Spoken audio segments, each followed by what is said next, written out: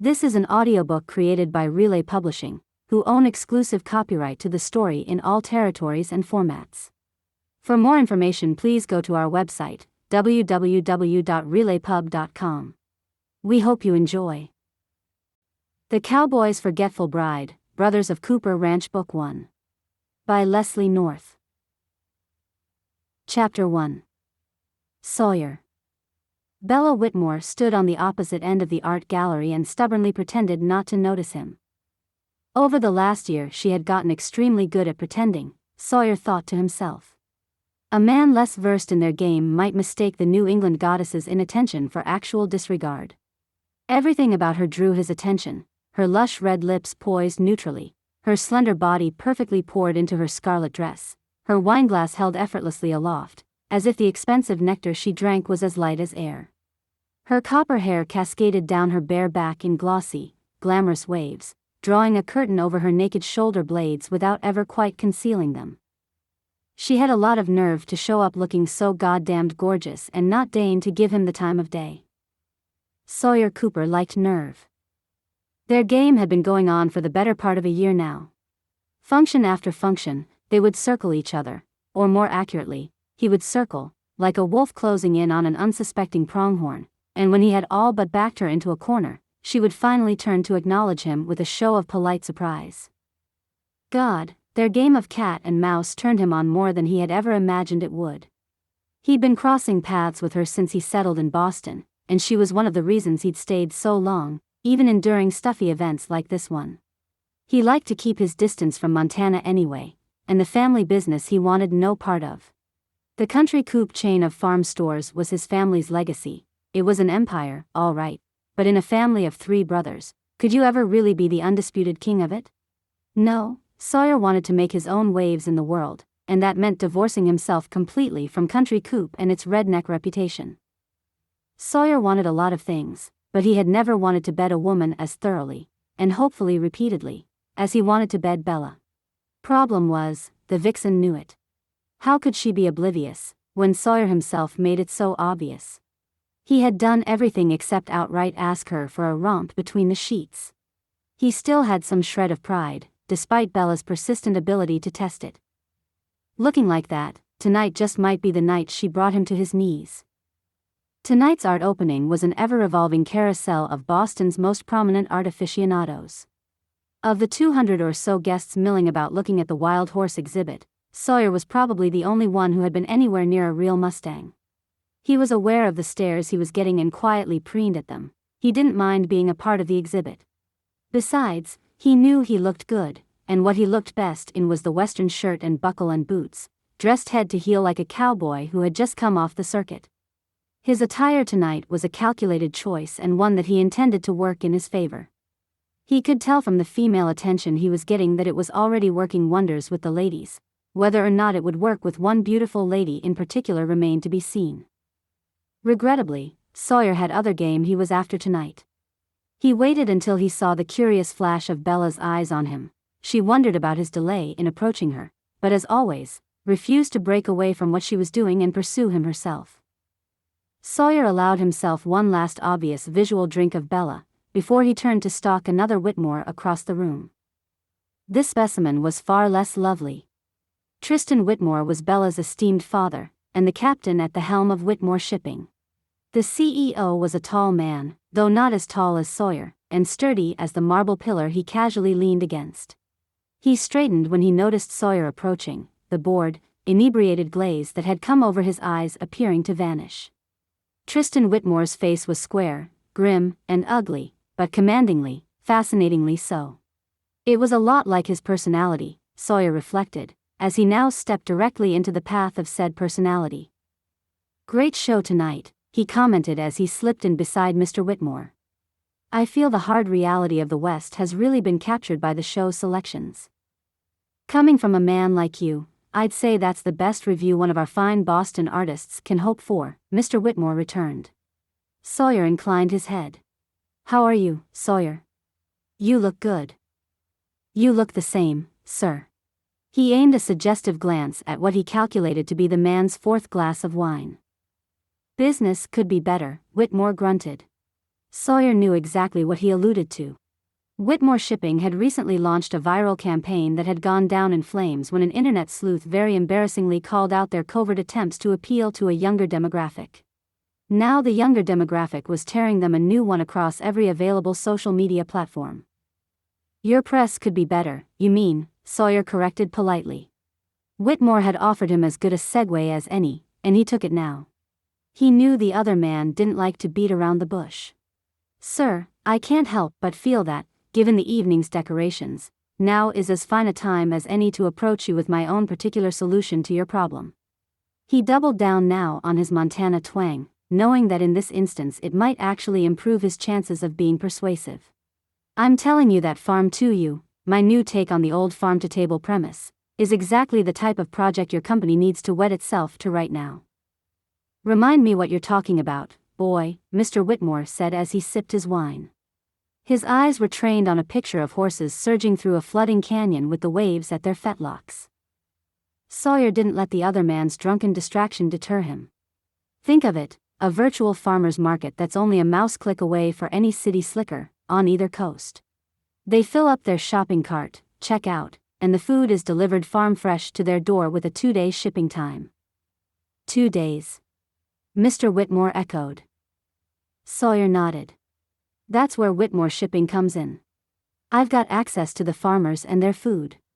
They're ready to go ahead with it, and even Market Space is willing to come on board." "Market Space?" Mr. Whitmore repeated. His focus seemed to sharpen a bit at the name drop, as well it should. Market Space had risen up in the past 10 years to become one of the biggest e-commerce companies in the world. Sawyer nodded. "But we need the infrastructure in place to hit that delivery window. You're the best shipping company in the world, sir, but if I may be honest, you're lacking a niche project like this one.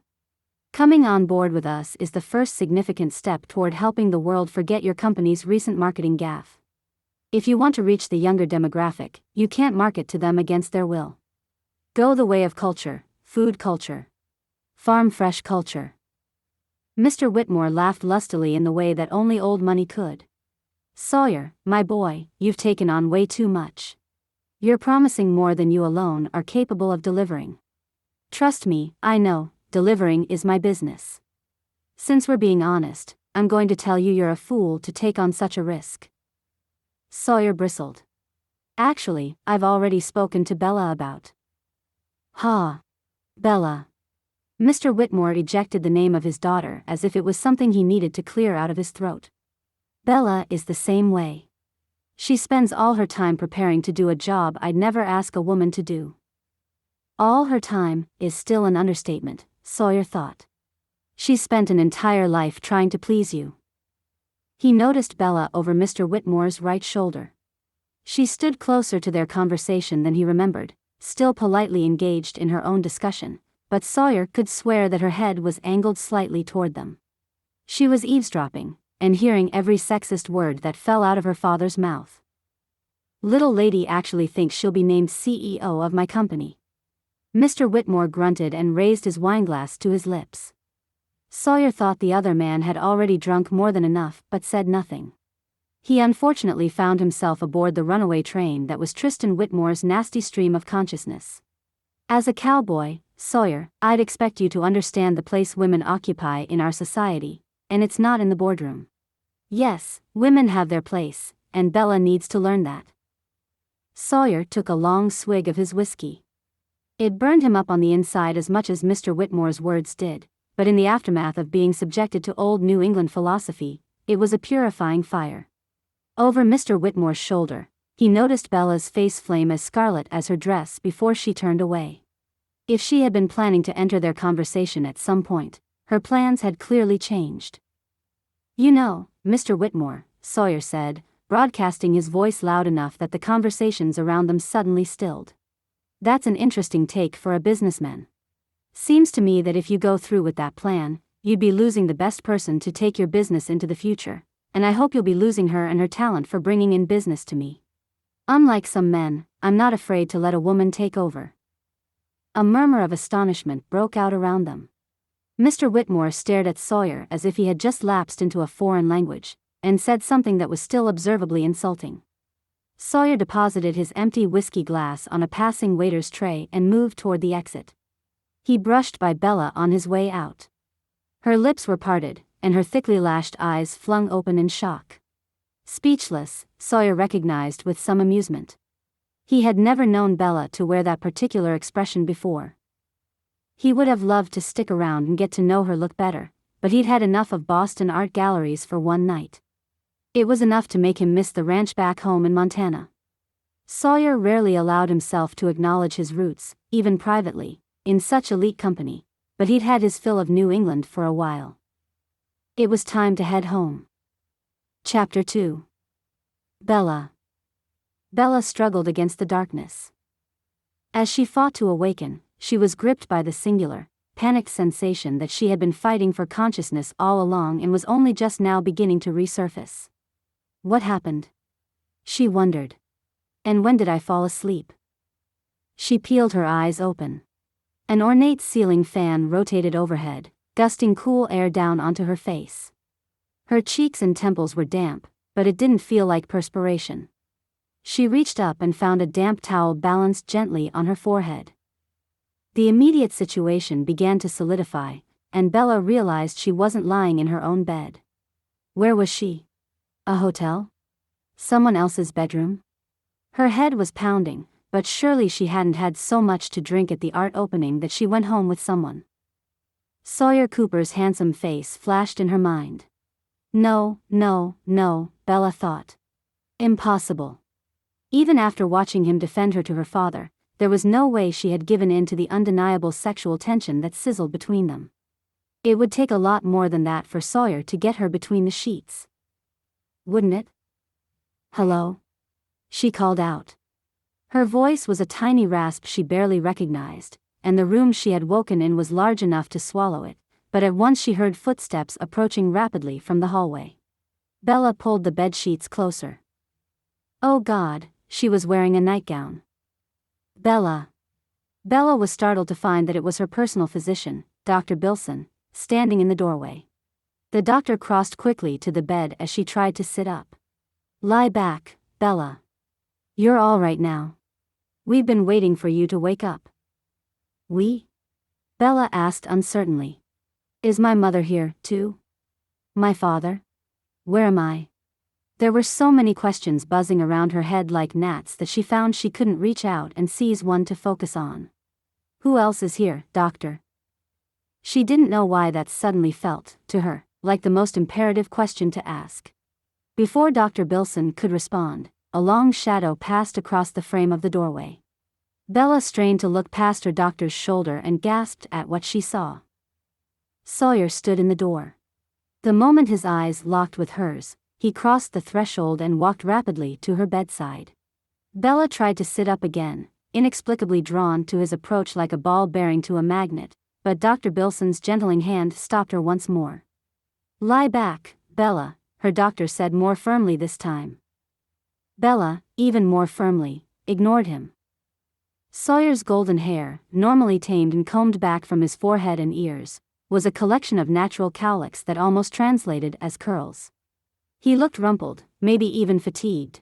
There were dark circles under his intense blue-green eyes, but even a lack of sleep couldn't make Sawyer Cooper appear anything less than Adonis-like. A dusting of stubble darkened his jaw and crept along his neck. Bella's eyes followed it down, and she noticed the black plaid shirt unbuttoned at his collar and showing off a deep patch of his sun-browned chest. If it had been hard to think before Sawyer entered the room, it was pretty much impossible now. Sawyer? What are you doing here? She whispered. She didn't seem able to speak in anything above a murmur without making her head hurt. What do you mean, what am I doing here? He looked caught between the urge to laugh and the urge to dispatch whatever joke he thought she was trying to make. Bella shook her head again. Big mistake. Someone was wielding a rubber mallet inside her skull, and she cringed as the dull pain behind her eyes worsened. We were just at the art gallery. You were talking to my father. You were being kind of badass, actually. She blushed appreciatively at the memory. No one had ever stood up to her father the way Sawyer had, especially not in defense of her. For some reason, Sawyer seemed unwilling, or unable, to immediately answer her. Yes, it was the second one, Bella thought, as she watched a flicker of astonishment pass across his features. Lacking vital answers, she was forced to try and assemble a picture now through every minor detail and subtle movement of his face. Bella, where do you think you are? Sawyer asked her. Don't be ridiculous. We're in Boston, she said confidently. If this was Sawyer's idea of a prank, then she really didn't appreciate it. The room went suddenly silent. It was only then that Bella noticed the lack of familiar sound, or any sound at all. There was no hum of activity, no blaring of car horns, that indicated the morning traffic of Back Bay. We're in Montana, Sawyer said. At my family's ranch. You took a tumble off a horse yesterday morning and hit your head.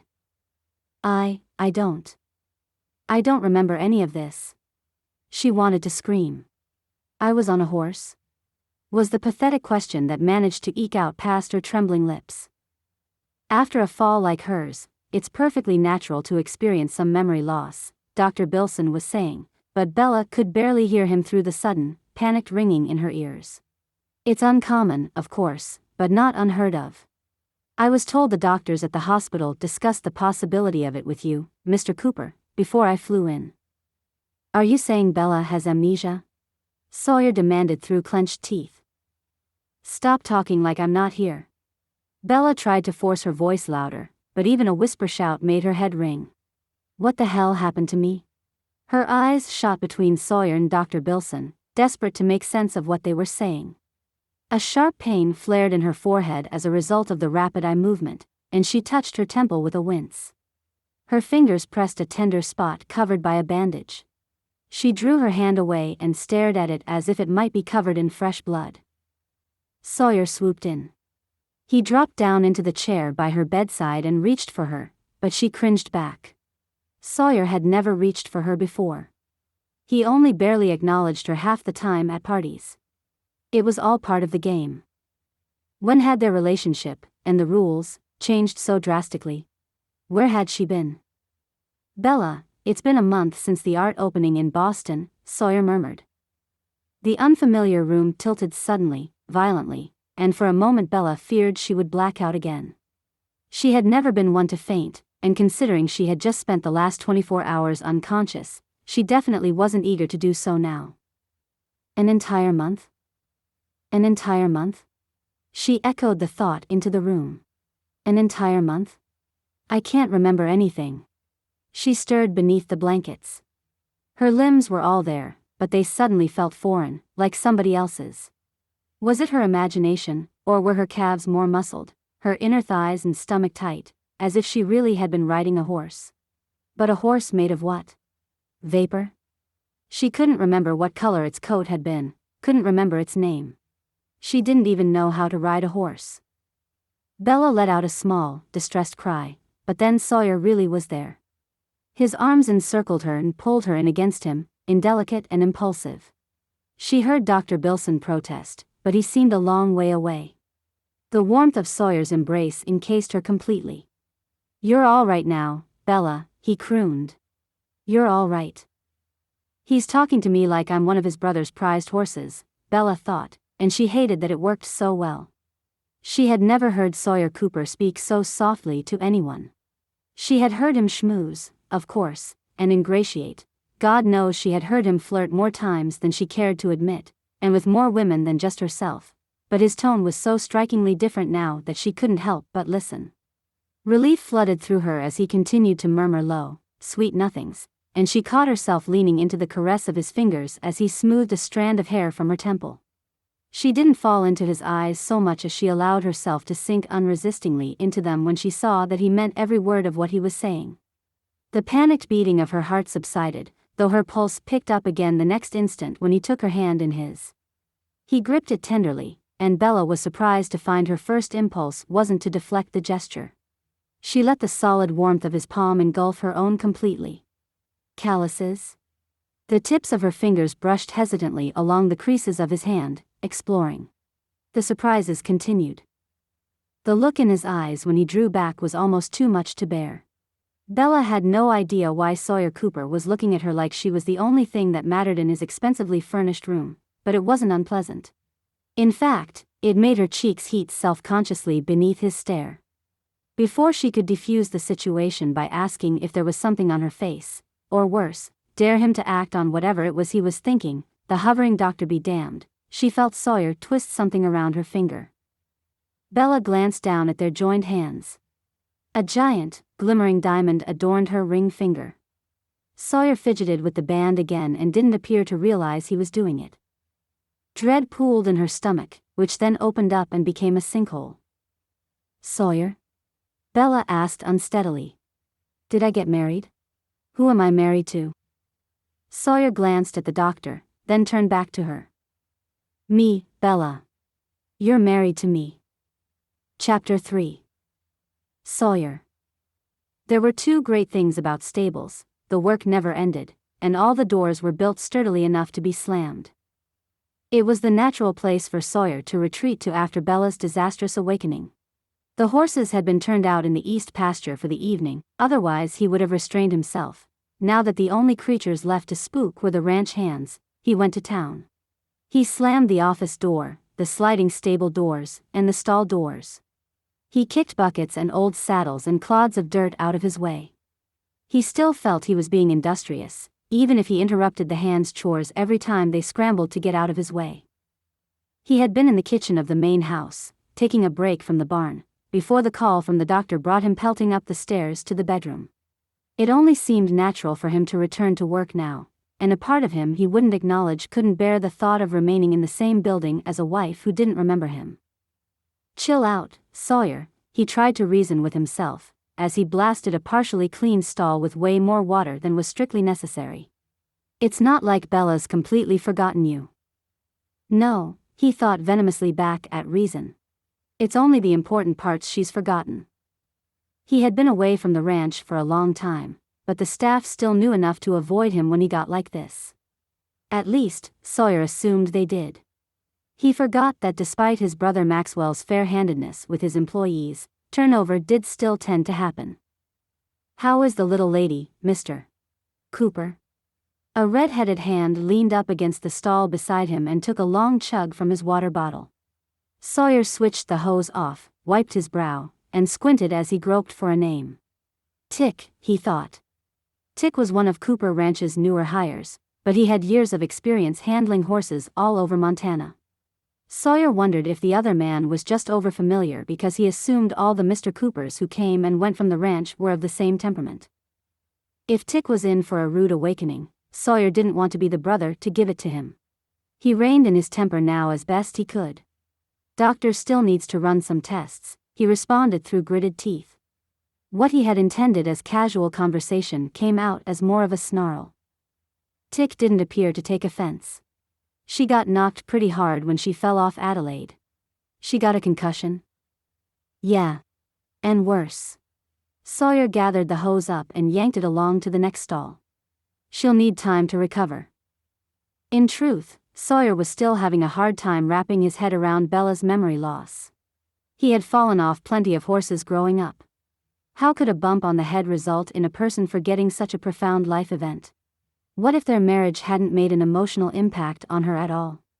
The thought troubled him, but deep down he knew he was being unfair.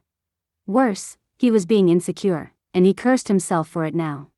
Anyway, their union had hardly been the only significant event to occur in the past month. Whether Bella remembered the events leading up to his proposal remained to be seen. "Well, at least she ain't got no broken bones." "You can keep on teaching her to ride," Tick remarked. "That's something."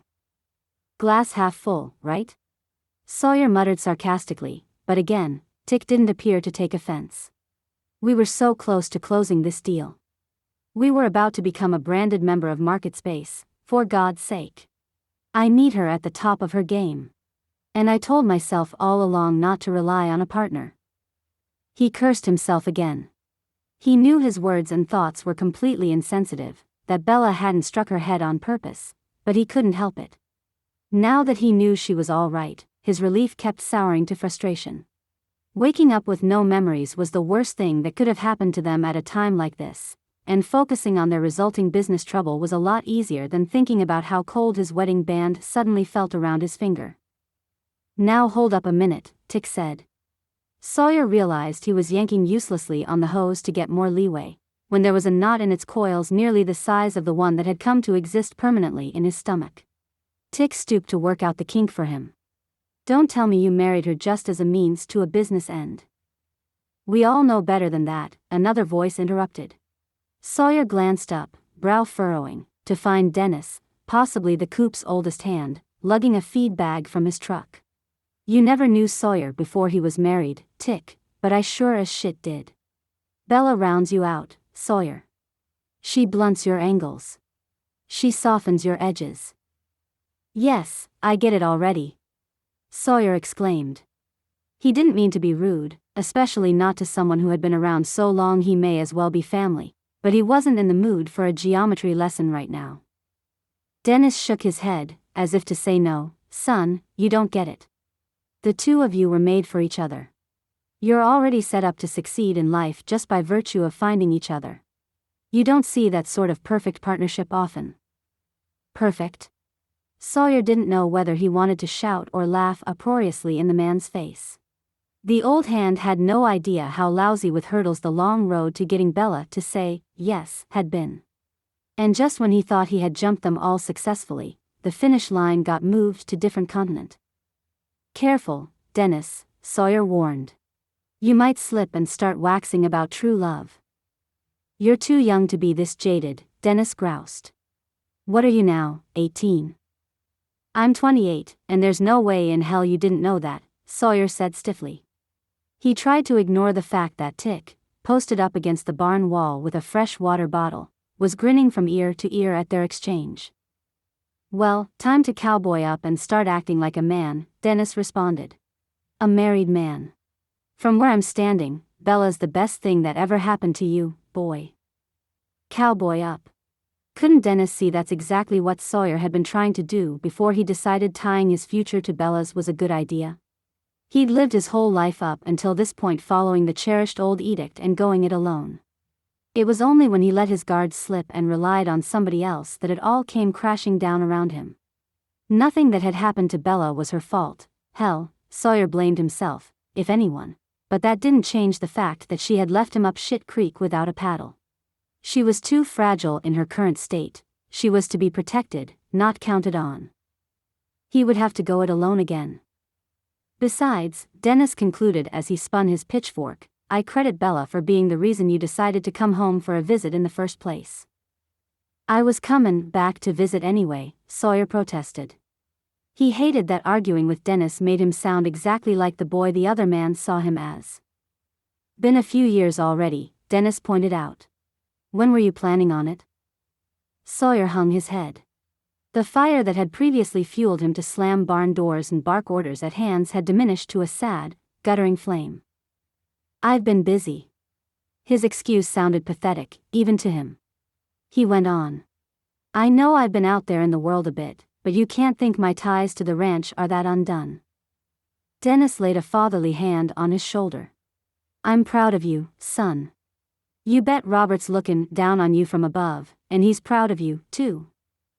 Dad would be pissed I got myself into this fix in the first place. Dennis withdrew his hand and looked off across the barn at something past Sawyer's shoulder. Agree to disagree, he said simply. Oh, come on, Dennis. Sawyer argued. Bella didn't lead me home, I led her here. And look at what happened to her. Everything that's gone wrong since we got here is my fault. He pinched the bridge of his nose furiously. I need to take sole responsibility for everything going forward, but that doesn't change the fact that I never should have brought Bella here in the first place. The stable was silent, which didn't happen often in any of the ranch's barns. Sawyer withdrew the vicious hold he had on his nose and unclenched his eyes. When he looked up, he noticed Dennis still staring past his shoulder. This time the man wore a helpless expression. Sawyer guessed before he turned around who he would find standing behind him. Chapter 4. Bella. Bella was under strict orders not to stray from her bedroom, but considering she didn't really recognize this bedroom as hers, she had no problem slipping out of bed the first moment she was left alone. She padded across the room and poked her head inside the adjoining bathroom. It was as gorgeous and rustic as the bedroom it complemented, with a clawfoot tub in one corner and a giant stone shower that looked like it had been built to house a private party rather than a single occupant looking to unwind. And, was that a door to a sauna? I live here? Bella murmured to herself in wonder. Then she shook her head. Ridiculous. But the sink revealed what she had been dreading, between two red marble basins, two toothbrushes sharing the same holder. Bella picked one up and spun it between her fingers. She squinted. It was the same brand of toothbrush, and the same purple color, that she had been brushing with for 20 years, but was it hers? I need answers, she decided as she dropped it back into its cup. Answers that Dr. Bilson wasn't being especially forthcoming with. According to him, she needed to give her brain time to rest and heal, and that meant everyone was to avoid telling her exactly what had happened during her missing month. Bella had raised an understandable fuss. She wasn't a child, and she didn't want to be treated with kid gloves now, but her physician held firm. Her memory would return to her in its own time, he promised her. And if it didn't? Suddenly Bella felt suffocated. She pushed open the bathroom door and ran out into an unfamiliar hallway. A long set of stairs spiraled down to the ground floor on her left, and she took them as quickly as she could, leaning most of her weight on the railing as she went. On the landing she found a pair of old work boots and a heavy work jacket, which she threw on hastily with a guilty look over her shoulder. No harm in stepping out for a bit of fresh air, she thought, knowing all the while that she was lying. She wanted to find Sawyer. She needed to find Sawyer. He was the only person she really trusted to tell her what the hell was going on. Before anyone could stop her, she pulled open the front door and escaped out into the night. The property stretched out before her, dark and expansive, and littered with hulking buildings that loomed out of deep shadows. 1,000,001 stars lit the sky overhead. They were so numerous and breathtaking that they wheeled in her vision, and she struck out with a hand to catch herself on the porch railing in case she passed out. As a child, Bella had once visited the Boston Planetarium on a field trip. Now, she could see how inadequate those pinpricks of wan, twinkling light had been. They may as well have been Christmas tinsel. These were Sawyer's stars. She steadied herself against the railing and drew a long breath of early summer air. She had come this far, and she didn't want to admit her physician was right telling her to stay in bed, so she had better keep going now to prove him wrong. She squared her shoulders and scanned the property again, an explorer about to disembark into a brave new world. This time, she noticed a light on in one of the bigger barns. The building's open doors and windows glowed with cozy orange light, and she swore she could hear male voices coming from within. I think I can make it that far, she mused. She hated that she had to weigh her odds for covering such a short distance. What the hell happened to me? Bella squared her shoulders again, ignored the dull pounding in her skull, and started across the lawn. She arrived just in time to hear the tail end of his tirade. Bella crossed her arms, aware that the man Sawyer was ranting to saw her, but he didn't appear able to get a word in edgewise. She thought about clearing her throat for dramatic effect, but it turned out not to be necessary. Sawyer revolved slowly on the heel of his cowboy boot to face her. The two hands disappeared pretty quickly after that. Bella waited until they were alone before breaking the silence. You make it sound like you clubbed me over the head and dragged me here by my hair all the way from Boston, she said. Sawyer looked away. It surprised her to lose his eyes that quickly. He usually maintained eye contact no matter what she threw at him. She took pity on him. I assume I had some say in coming here? Your idea, actually, he said. It felt strange being introduced to her own ideas, or reintroduced, rather. Push as she might, the locked doors of her memory just wouldn't give. She hoped the doors she was beating her fists against didn't hide empty rooms on the other side. Her doctor had assured her the last month's memories weren't really lost, just inaccessible to her for the moment. But when would the moment come that she knew herself again? I'm full of great ideas, then, she said. She moved to run her hand along one of the stall doors. She wanted to touch things, to know them with all her senses. The thought of getting to know Sawyer Cooper the same way made her face flame. The thought that she probably already had was even worse. The electric tension had been building up between them for the last year, To think that she couldn't now recall the moment of its release was the worst feeling yet. There was tension between them now, but it wasn't the same. There was nothing delicious, nothing pleasantly troubling about it. It felt like they were balanced on a high wire that might snap at any moment beneath their combined weight, and Bella wasn't sure what awaited her at the bottom of that plunge. "There are more stars in your Montana sky than God must know what to do with," she remarked. She hadn't expected Sawyer's expression to crumple. Alarmed, she moved toward him, but he quickly turned away and busied himself gathering up the hose he was holding. "You said that the first time you saw them," he grunted. His words had the same effect as someone dumping a bucket of ice water down her back. Goosebumps erupted all along her arms beneath the jacket, and she ran her palms along them quickly to try to regain some warmth. "Did I? What are you wearing?" he demanded suddenly. "Please tell me you've got something on beneath my jacket." "I think it's somebody's nightgown." "My nightgown? I don't know. I don't remember buying it." She felt delirious, on the verge of hysterics as she listened to herself list off facts she had only just learned in the past hour. Sawyer crossed to her. "It's yours," he affirmed. "I bought it for you." He reached out, and for a breath-catching moment, Bella thought he would pull her into his arms like he had back in the bedroom. Would she go? What was the harm? But she didn't know this man, at least not as well as he seemed to know her. Instead of drawing her into an embrace, Sawyer's hands came to rest on her shoulders. He rubbed her arms awkwardly, but Bella didn't draw away. In a way, he must be as confused as she was, even if he still had all his memories intact. "You shouldn't have come out here," he murmured. "I thought the doctor told you to stay put."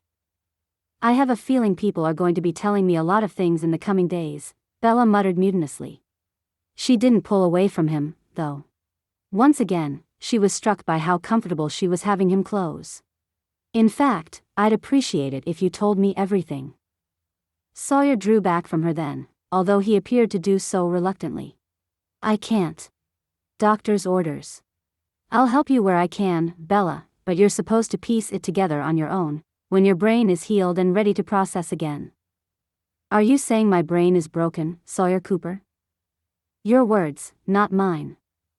"After you left, I did some snooping," she admitted. Sawyer smiled faintly. "Of course you did. I believe you. That we got married. I'm glad to hear it."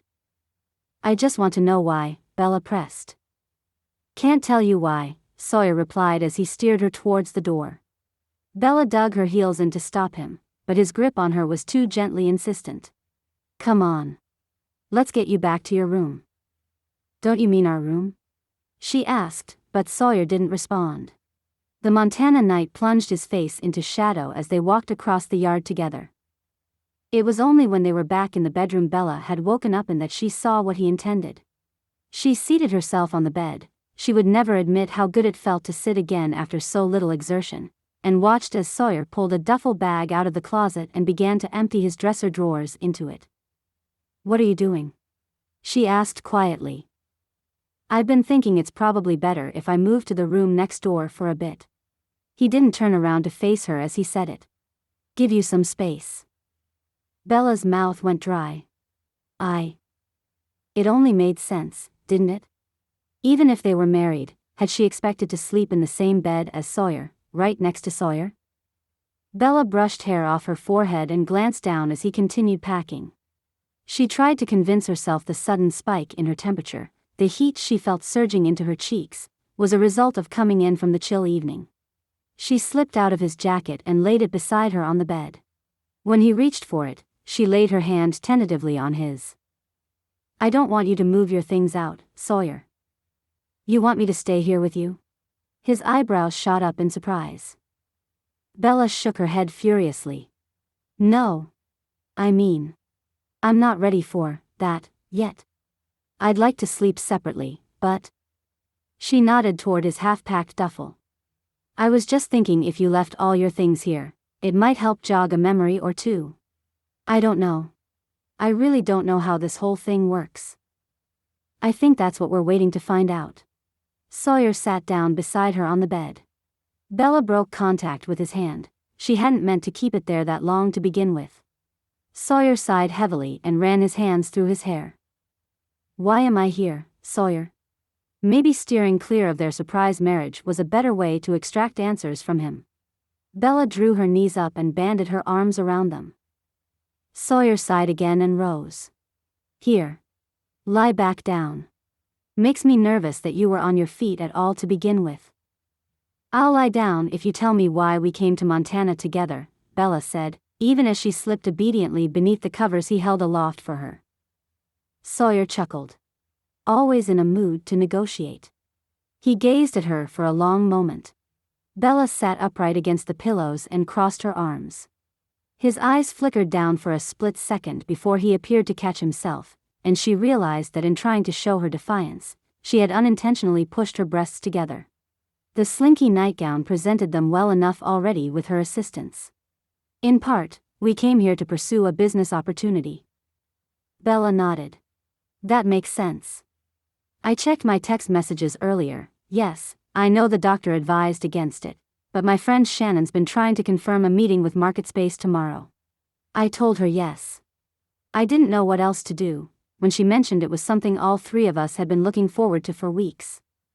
She sat up straighter when she noticed Sawyer's dismayed expression. Sawyer, what is this meeting about? You're half-owner of Farm 2U, he said finally. The company I started. It'll sink without your help, Bella. All the farmers I've convinced to come on board will go into debt for the season if we don't pull off this meeting tomorrow. Holy shit, Bella muttered as she sank back into the bed. I think I really do need to lie down after all. Chapter 5. Sawyer. This meeting was a total disaster, and it hadn't even started yet. Sawyer sat beside Bella, jogging his leg and staring expectantly at the laptop screen in front of them.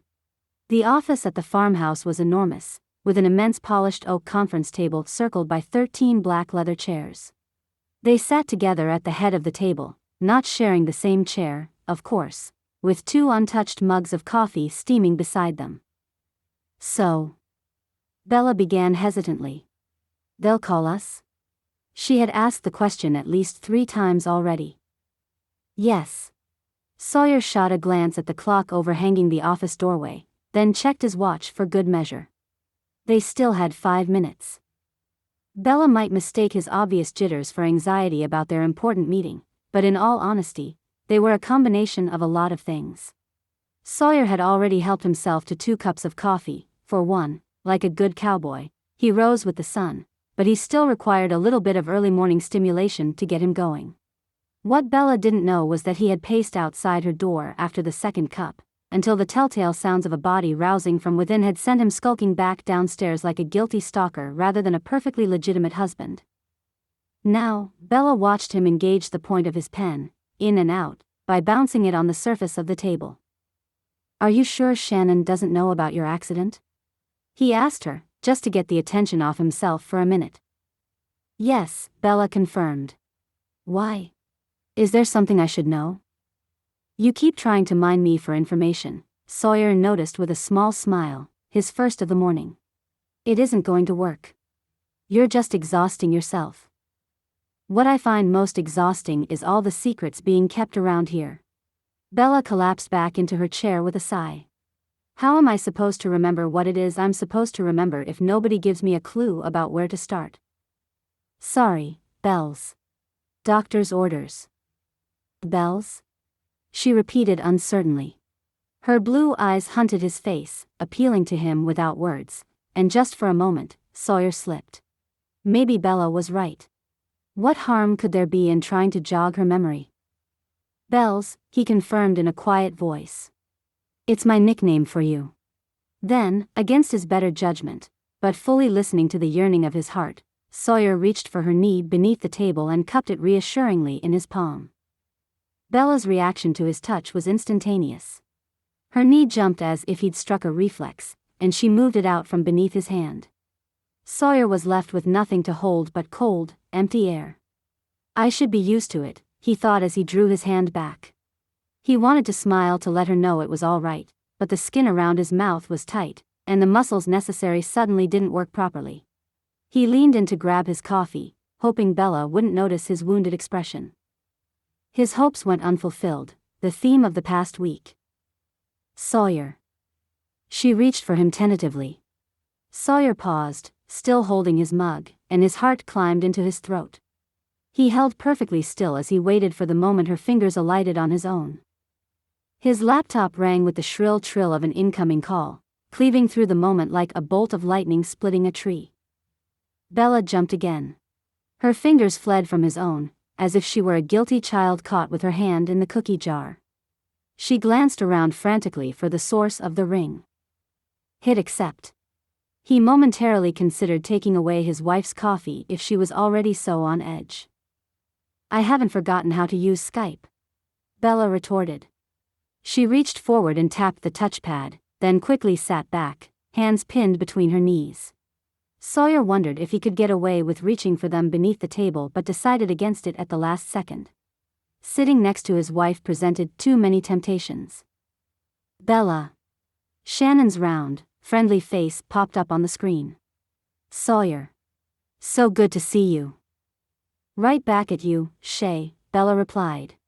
She extracted one hand to wave enthusiastically. God, how long has it been? Almost a year. How are you, besides married? Wave that ring finger at me again. Sawyer started. He hadn't realized Bella had retrieved her wedding band from the nightstand where she first left it after waking up. He had been so worried about seeming normal and cohesive in their meeting today that the most obvious detail hadn't even occurred to him. Thank God Bella had the presence of mind to remember it. And just like that, their meeting with MarketSpace commenced. As pleasantries were seen to and summarily dispensed with, Sawyer felt himself slowly beginning to relax into his chair. He began the meeting with his usual scripted introduction to Farm to You, although he had a knack for making his explanation sound off the cuff. No one would ever believe that for every new proposal, he spent hours drafting and practicing his words. Out of the corner of his eye, he saw Bella watching him admiringly as he spoke. His emotions warred within him. On the one hand, Sawyer enjoyed the positive attention from his wife. On the other, it was the same look she had fixed him with the first time she had heard his pitch. Clearly, nothing he was saying now rang at all familiar. He wondered if it was worth sweating over. If Shannon noticed the quality of the look Bella gave him, she might start to suspect, what? That this was Bella's first time hearing the mission statement of the company she had wed herself to? Sawyer concluded his introduction, paused, and took a sip of his coffee for effect. Bella tells it better, he concluded. It was a calculated risk. Both women chuckled, although his wife's eyes widened in abject alarm, as if she fully expected Shannon to call on her next to rehash all of what he had just said. Yeah, Bella. Why don't you talk to me a bit about your plan to ship the product out? I was just going over the plans last night, refreshing myself, as it were, Bella saved quickly. To Sawyer's surprise, she reached down into the briefcase beside her to pull out her own tablet. I emailed them over to you last night. Did you manage to download them yet? If you did, you can follow along with me while I explain. Bella took charge of the meeting and explained for a solid half hour just how Farm to You intended to fulfill their same-day shipping promises. Shannon listened raptly, occasionally scribbling notes on the legal pad in front of her or checking something Bella said in her own copy of the plans. So as you can see, we've got all the kinks worked out already. All we need is you, and my final question to you is, can you afford to be without us? Bella turned, and slayed him with a triumphant smile. Sawyer wanted to gather her up into his arms right then and there, Skype call be damned. He imagined kissing those brilliant lips so thoroughly that they glowed red like embers. He imagined slipping an arm around her waist and sweeping his laptop off the table as he lowered her beneath him onto its surface. There was hope for Bella to come back to him. He was sure of it. Sitting so close to her all morning had been excruciating, not because he didn't know how to act around her, but because he had been starting to suspect he no longer knew her. He had been starting to suspect that woman would never exist again, but here she was, right before his eyes and struggling to get through, even if she didn't see it herself yet. They had a chance. Sawyer just had to play it right. You're incredible. He beamed his commendation her way, and from Bella's blush, he thought she received it. Sawyer was suddenly curious how much more he could convey to her with a look alone, but before he could test the boundaries of their communication by attempting to share his filthy imaginings, Shannon interrupted. Bella broke eye contact and jerked her head around. Sawyer realized that Bella's friend had been talking through the entire charged moment between them. "What was that, Shay? What did you just say?" Bella demanded. "Sorry. Connection keeps breaking up on this end," Shannon replied. "The two of you have been frozen on my screen staring at each other for a solid minute. Anyway, I just wanted to say I'm so happy to see you bouncing back." Bella shot a nervous glance at Sawyer. "I'm not sure what you mean," she said. Sawyer wasn't sure either.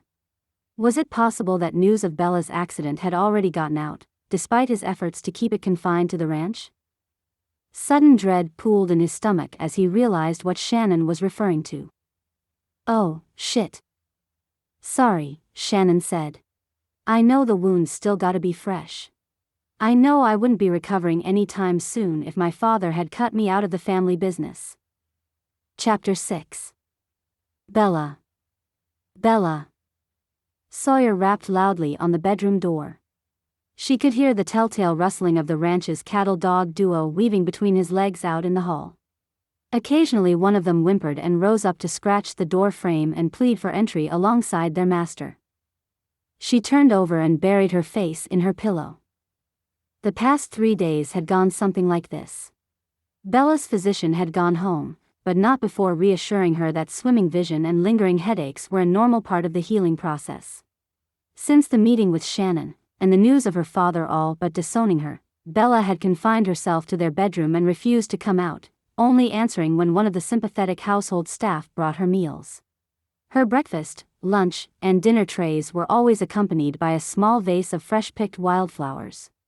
From Sawyer, she knew. Despite his gesture, she couldn't bring herself to rise and face him. Bella wouldn't say she had spent the past few days crying, but she had certainly escaped into the shower more times than she cared to count when she felt the deep, forlorn sadness start to well within her. At least beneath a steady stream of water, she couldn't distinguish what might be tears from what wasn't. Another series of rapid knocks. Sawyer was more persistent tonight than he had been before. "You're going to open up," he called out to her. "I have a surprise for you." Bella scrubbed her eyes and sat up. She immediately cursed herself for being so receptive to the word surprise. What was she, a kid on Christmas morning? No, she had to keep herself alone and fortified until she was ready to present herself again. But Sawyer had a damn coaxing voice when he wanted to, low and silk smooth. It probably wasn't helping matters that she could smell popcorn and butter in the air. Bella slid out of bed and padded over to pull the door open. She found her husband standing on the other side, blonde hair swept back, his chiseled face freshly shaven. He held an expansive bowl of popcorn in his hand. It was so hot that steam still rose off it, and she could swear she heard the occasional pop of a kernel cracking open on the bottom. His blue eyes brightened instantly at the sight of her. Bella hated to think that they had been dull all this time, waiting for her to resurface and rejoin the world of the living. "I look horrible," she said. It was a fact that needed to be stated. She had last glanced in the mirror a day ago, only to see that her face was blotchy and her eyes were red-rimmed. Her hair hung in dull, straggling tresses around her shoulders, and she was pretty sure one side of it, the side most often buried in the pillow, was sticking out in a curious sort of hump that defied both logic and gravity. "You look as fresh as a summer breeze," Sawyer replied. She noticed he wedged his foot in the doorway, as if he fully expected to be shut out again at a moment's notice. "Me and the boys were wondering if you would join us for a movie night." Bella looked left. She looked right. She looked down. 3 cattle dogs sat at their master's feet, gazing up at her with hopeful mismatched eyes. "How can I say no to all this?" she wondered. "You can't," Sawyer said confidently.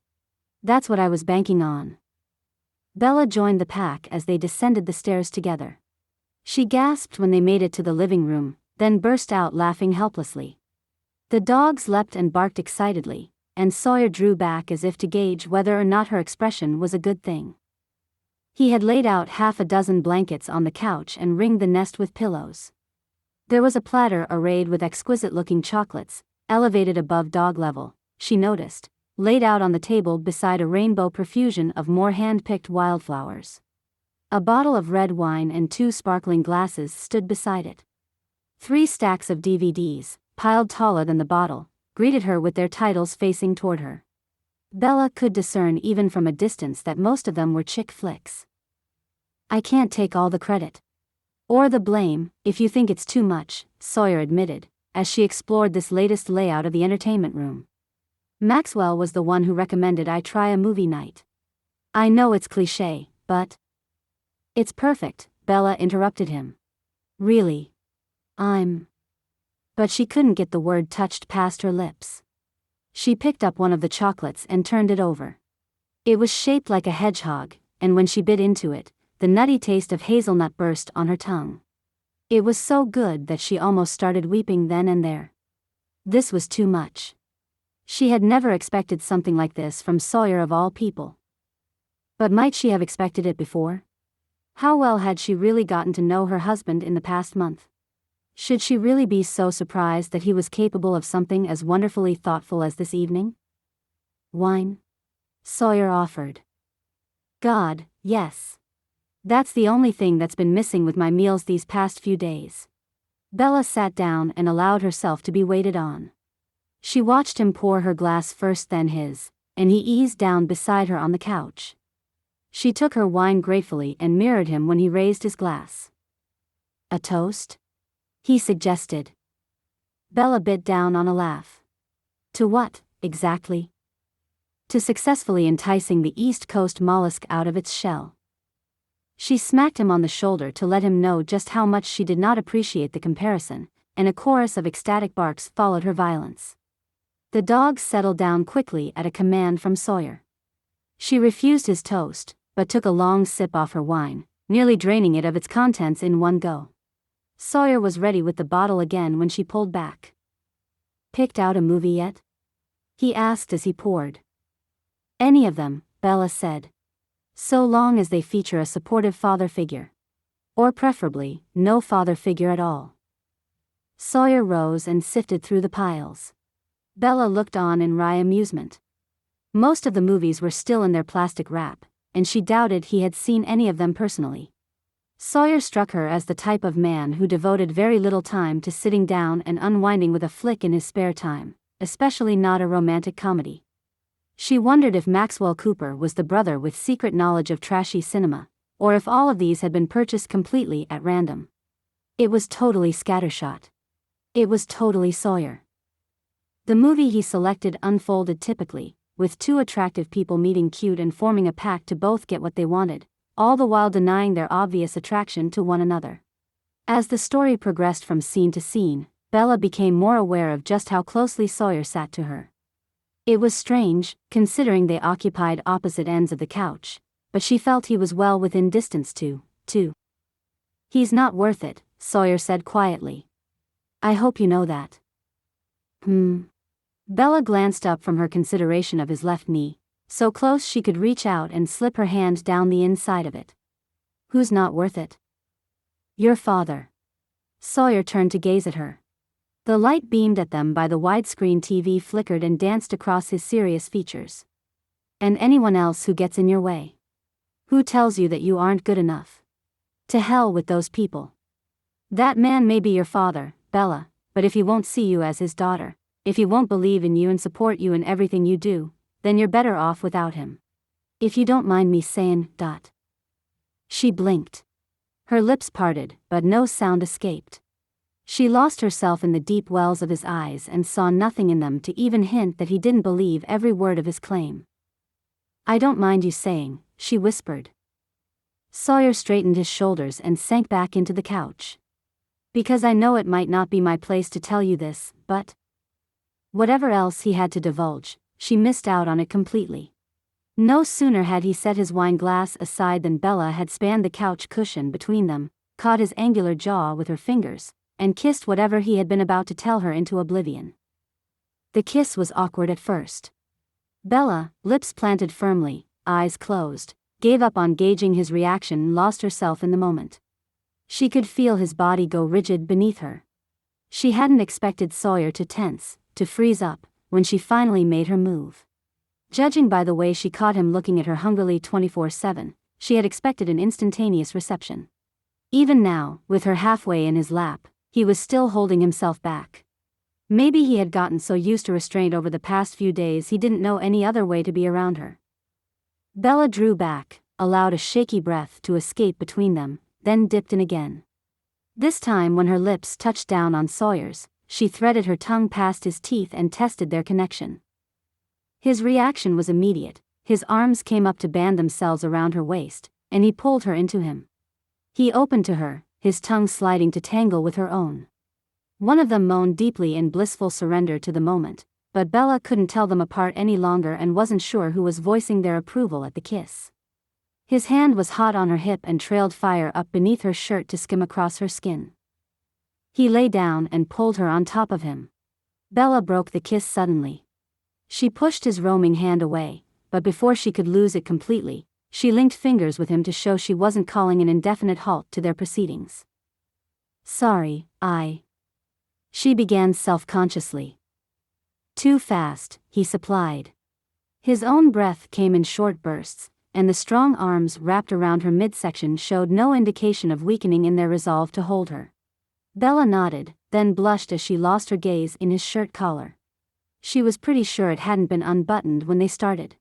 "Even if I don't remember you, my body does." It was a staggering revelation, and one she didn't know how to begin picking apart to try to understand. Sawyer watched the emotions at war on her face. His head, cradled against the armrest, was endearingly cocked beneath her. When he moved his arm, it wasn't to hoist her off him. He reached back behind himself for the remote. "Want me to rewind the movie?" he offered. "No, I just want to lie here with you for a bit. If that's all right." "More than all right," Sawyer whispered. "You can't know how long I've waited for this." Bella sighed as she pillowed her cheek against his chest as he engulfed her in his arms. "That's because you're impatient, Sawyer Cooper. No wonder you got married in a month." "We got married in a month," he corrected her. "For better, for worse, for richer, for poorer, in sickness and in health," she quoted. "I'll never get tired of hearing you say that." "I just wish it wasn't my first time hearing it myself," Bella thought. Chapter 7. Sawyer. Bella tapped her foot as Sawyer sat down beside her in the kitchen. "Nervous?" he asked her. In his hands, he held the manila envelope she had been itching to get her hands on. Bella ran her palms lightly over her jean-clad thighs. "No," she replied. It sounded like a lie, but at least it was a semi-confident one. "I'm ready. I can do this." "I know you can." Sawyer smiled crookedly, and passed the business plan across the table to her. After a couple weeks of memories slowly trickling their way back to her, Dr. Bilson had finally cleared him via phone call yesterday to show her the full business plan the two of them had drawn up together. The doctor thought she was well enough to take in the information, and Sawyer had to hold himself back from positively leaping at the chance to bring his Bella fully on board. It was uncanny, now, watching her flip through the document and muse over things she had remarked on before. He watched her intently, taking in every small tick, every little nuance of her expression. It was like viewing his own memories in stark replay. Every response, every comment, was nearly the same as it had been the first time around. To others, it might have been disconcerting. To him, every feeling of déjà vu was a victory. "This is great. This is, wait, did I write this section?" Bella laughed and rattled one of the pages at him. "My handwriting is all up and down these margins. I was just going to ask you for a pen to correct the paragraph about our return policy, but it looks like I beat myself to it." Sawyer grinned. "You marked up some of my sections as well. There's a more polished draft in my office, but I thought seeing your own marks." I remember, Bella muttered to herself as she leafed through the pages ever more rapidly. "Sawyer, this plan is excellent." He noticed her left knee now jogged beneath the table, as if her nervous excitement couldn't just be contained to a tapping foot any longer. "I know it is." And you knew it, too, before the accident. He rose to refresh her cup of coffee, and passed a hand across her shoulder on his way to the sink. He couldn't help himself. He hadn't permitted himself more than a glancing touch after that kiss in the living room, and even those came with increasing frequency these days. It was taking every ounce of strength he had to hold himself back in her presence, and seeing so much of what had drawn him to her in the first place replaying now, just like the first time, made her all but irresistible to him. Maybe their situation wasn't a curse but a blessing in disguise. How many men got a second chance at something like this? How many men before him had wondered if, given the opportunity, they could forge a stronger connection with their wives while falling in love all over again? He had bridled his impatience at their situation for as long as was humanly possible. Now, finally, it seemed like they were starting to get back on track. "I was thinking, Bella," he said as he poured the remaining contents of the coffee pot. "Why don't we try brainstorming some new ideas together?" Bella glanced up curiously. "Really? I'd say this plan is pretty solid already. Although..." She stared out the window and worried her lip between her teeth. Sawyer knew she wasn't anxious but turning something over in her brain. He had learned months ago to sit up and pay attention when she got like that. "When did you say the farmers would be finished with the early part of their harvest?" "Today, actually." His wife nodded her approval and now pinched her lip between her thumb and forefinger. The sight of her touching herself like that, so offhand, did things to Sawyer. It seemed unfair she could affect him this way when he had no hope of striking back and making her tremble, yet. "What if we..." She shook her head, began again. "What if we took some of the harvest and flew to the market space headquarters in Chicago ourselves? An impromptu tasting?" Sawyer's brain buzzed excitedly with the idea. "We'd have to hurry." Bella nodded. "I'm not content to just sit on my hands and wait for Shannon to give us the go-ahead, are you? We could schedule the tasting for tomorrow evening and invite everyone in Shannon's department to attend. We'll show those city slickers exactly how delicious fresh food is, and how Farm 2U intends to deliver on its promises." Sawyer couldn't hold himself back any longer. He seized Bella and pulled her, laughing, out of her chair. He spun her around the kitchen in his arms, before finally depositing her near the sink. They giggled breathlessly like two teens at the homecoming dance, and when she gazed up at him bashfully, Sawyer almost took them straight to prom night. Instead, he plucked her coffee off the counter and held it out to her. He needed a barrier between them before he did something rash, something foolish that would set them back in his eagerness to get things moving again. Wright's got the jet down in Florida. Wright was the oldest Cooper son, and even more of a jet-setter these days than Sawyer. He's helping with a campaign event. "Think you can get it back here in time?" Bella pushed her hair behind her ears shyly. "I seem to be down a family jet at the moment." "The Cooper jet is your jet," he reminded her. "You're my wife." "I'm your wife," she repeated. Hearing herself say the words, she smiled. "Then let's get going, Mr. Cooper. We've no time to lose." Chapter 8. Bella. "They love us. They absolutely love us." Bella gave a gasping laugh as she stumbled through the Chicago hotel room door. She wasted no time in kicking her heels off, extracting the pins holding her hair aloft, and shaking out her tresses. The floral fragrance of her own hairspray hit her and only added to the giddiness of the evening. Sawyer followed at a slower pace behind her. He was just as tipsy as she was, but the alcohol he had put away that evening only seemed to make him more cool and collected. "We hit this one out of the park, Mrs. Cooper." He loosened his tie but couldn't seem to get his fingers to slip the knot undone.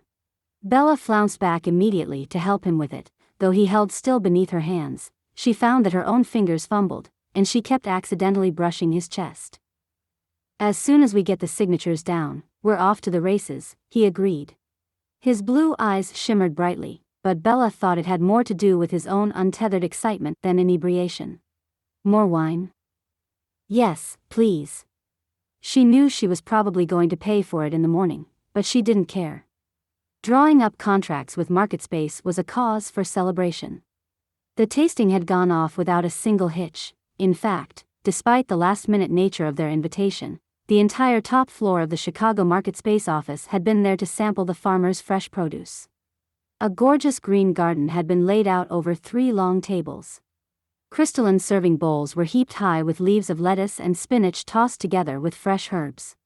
The farms that owned greenhouses had supplied crisp broccoli and peas that were practically as sweet as fruit.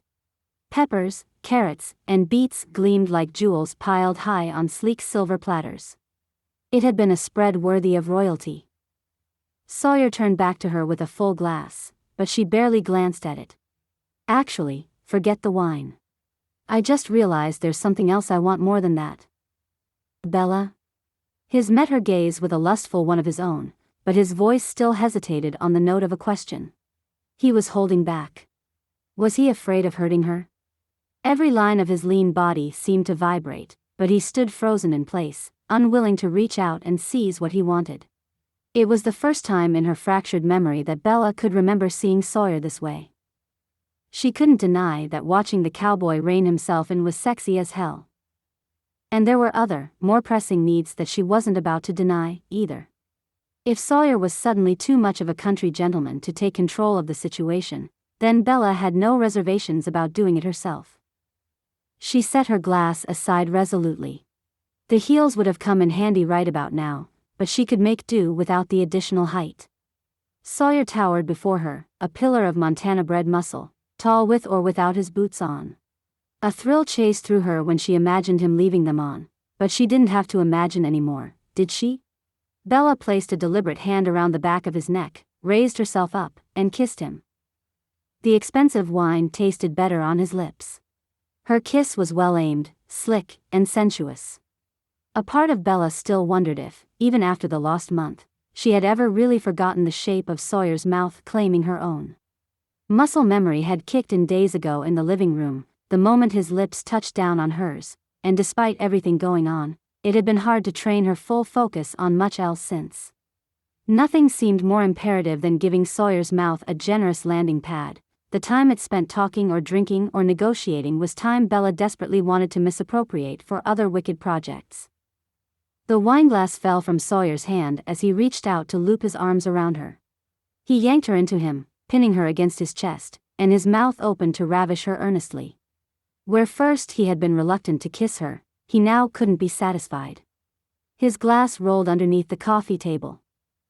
Sawyer picked her up, and she wrapped her legs around his waist without a second thought. She yanked her clothes off between frantically placed kisses as he carried her to the bedroom. By the time she hit the mattress, she was stripped completely naked.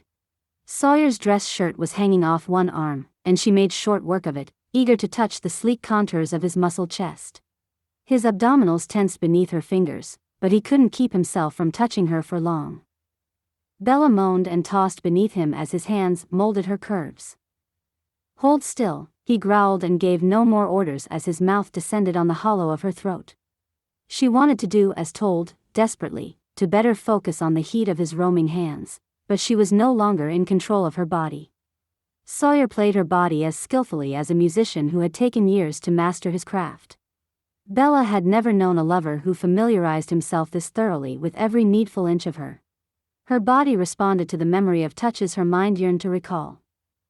Sawyer seemed more than prepared to make some new memories. If he couldn't tell her the intimate details of what had passed already between them, he was doubling down on his ability to show. His fingers blazed a trail around her. Sorry readers. Here's where we fade to black due to YouTube explicit content guidelines. If you want the steam, you'll need to pay for the stream. Audiobook available on Audible. In the afterglow, chest heaving, she shared the first indelicate compliment that came to mind. Holy shit, that was good. You should have seen me on our wedding night. Sawyer rolled over and threw a heavy arm around her heaving breasts. We went at it for hours. Bella smiled up at him like a sated cat. I look forward to remembering that. You and me both. Hell, we can recreate it sometime, if you want. You know, I always worried people would only want me for my money. She sighed as she snuggled close against him. I don't know why I'm telling you this. It might even be something I told you before. It seems like such a silly fear now, but, with all the men I met before you, it was a very real fear. So many of them wanted to impress my father more than they wanted to impress me, especially my ex. They wanted a key to the family vault rather than the key to my heart. But you. She reached up to cup his face and smiled blissfully. You're different, Sawyer. I always knew you were. Even when I pretended not to notice you at all those New England functions, I noticed. I can't believe I'm married to you now. Bella. Sawyer's breathing slowed, then paused altogether, as if he was holding it or intended to say something more.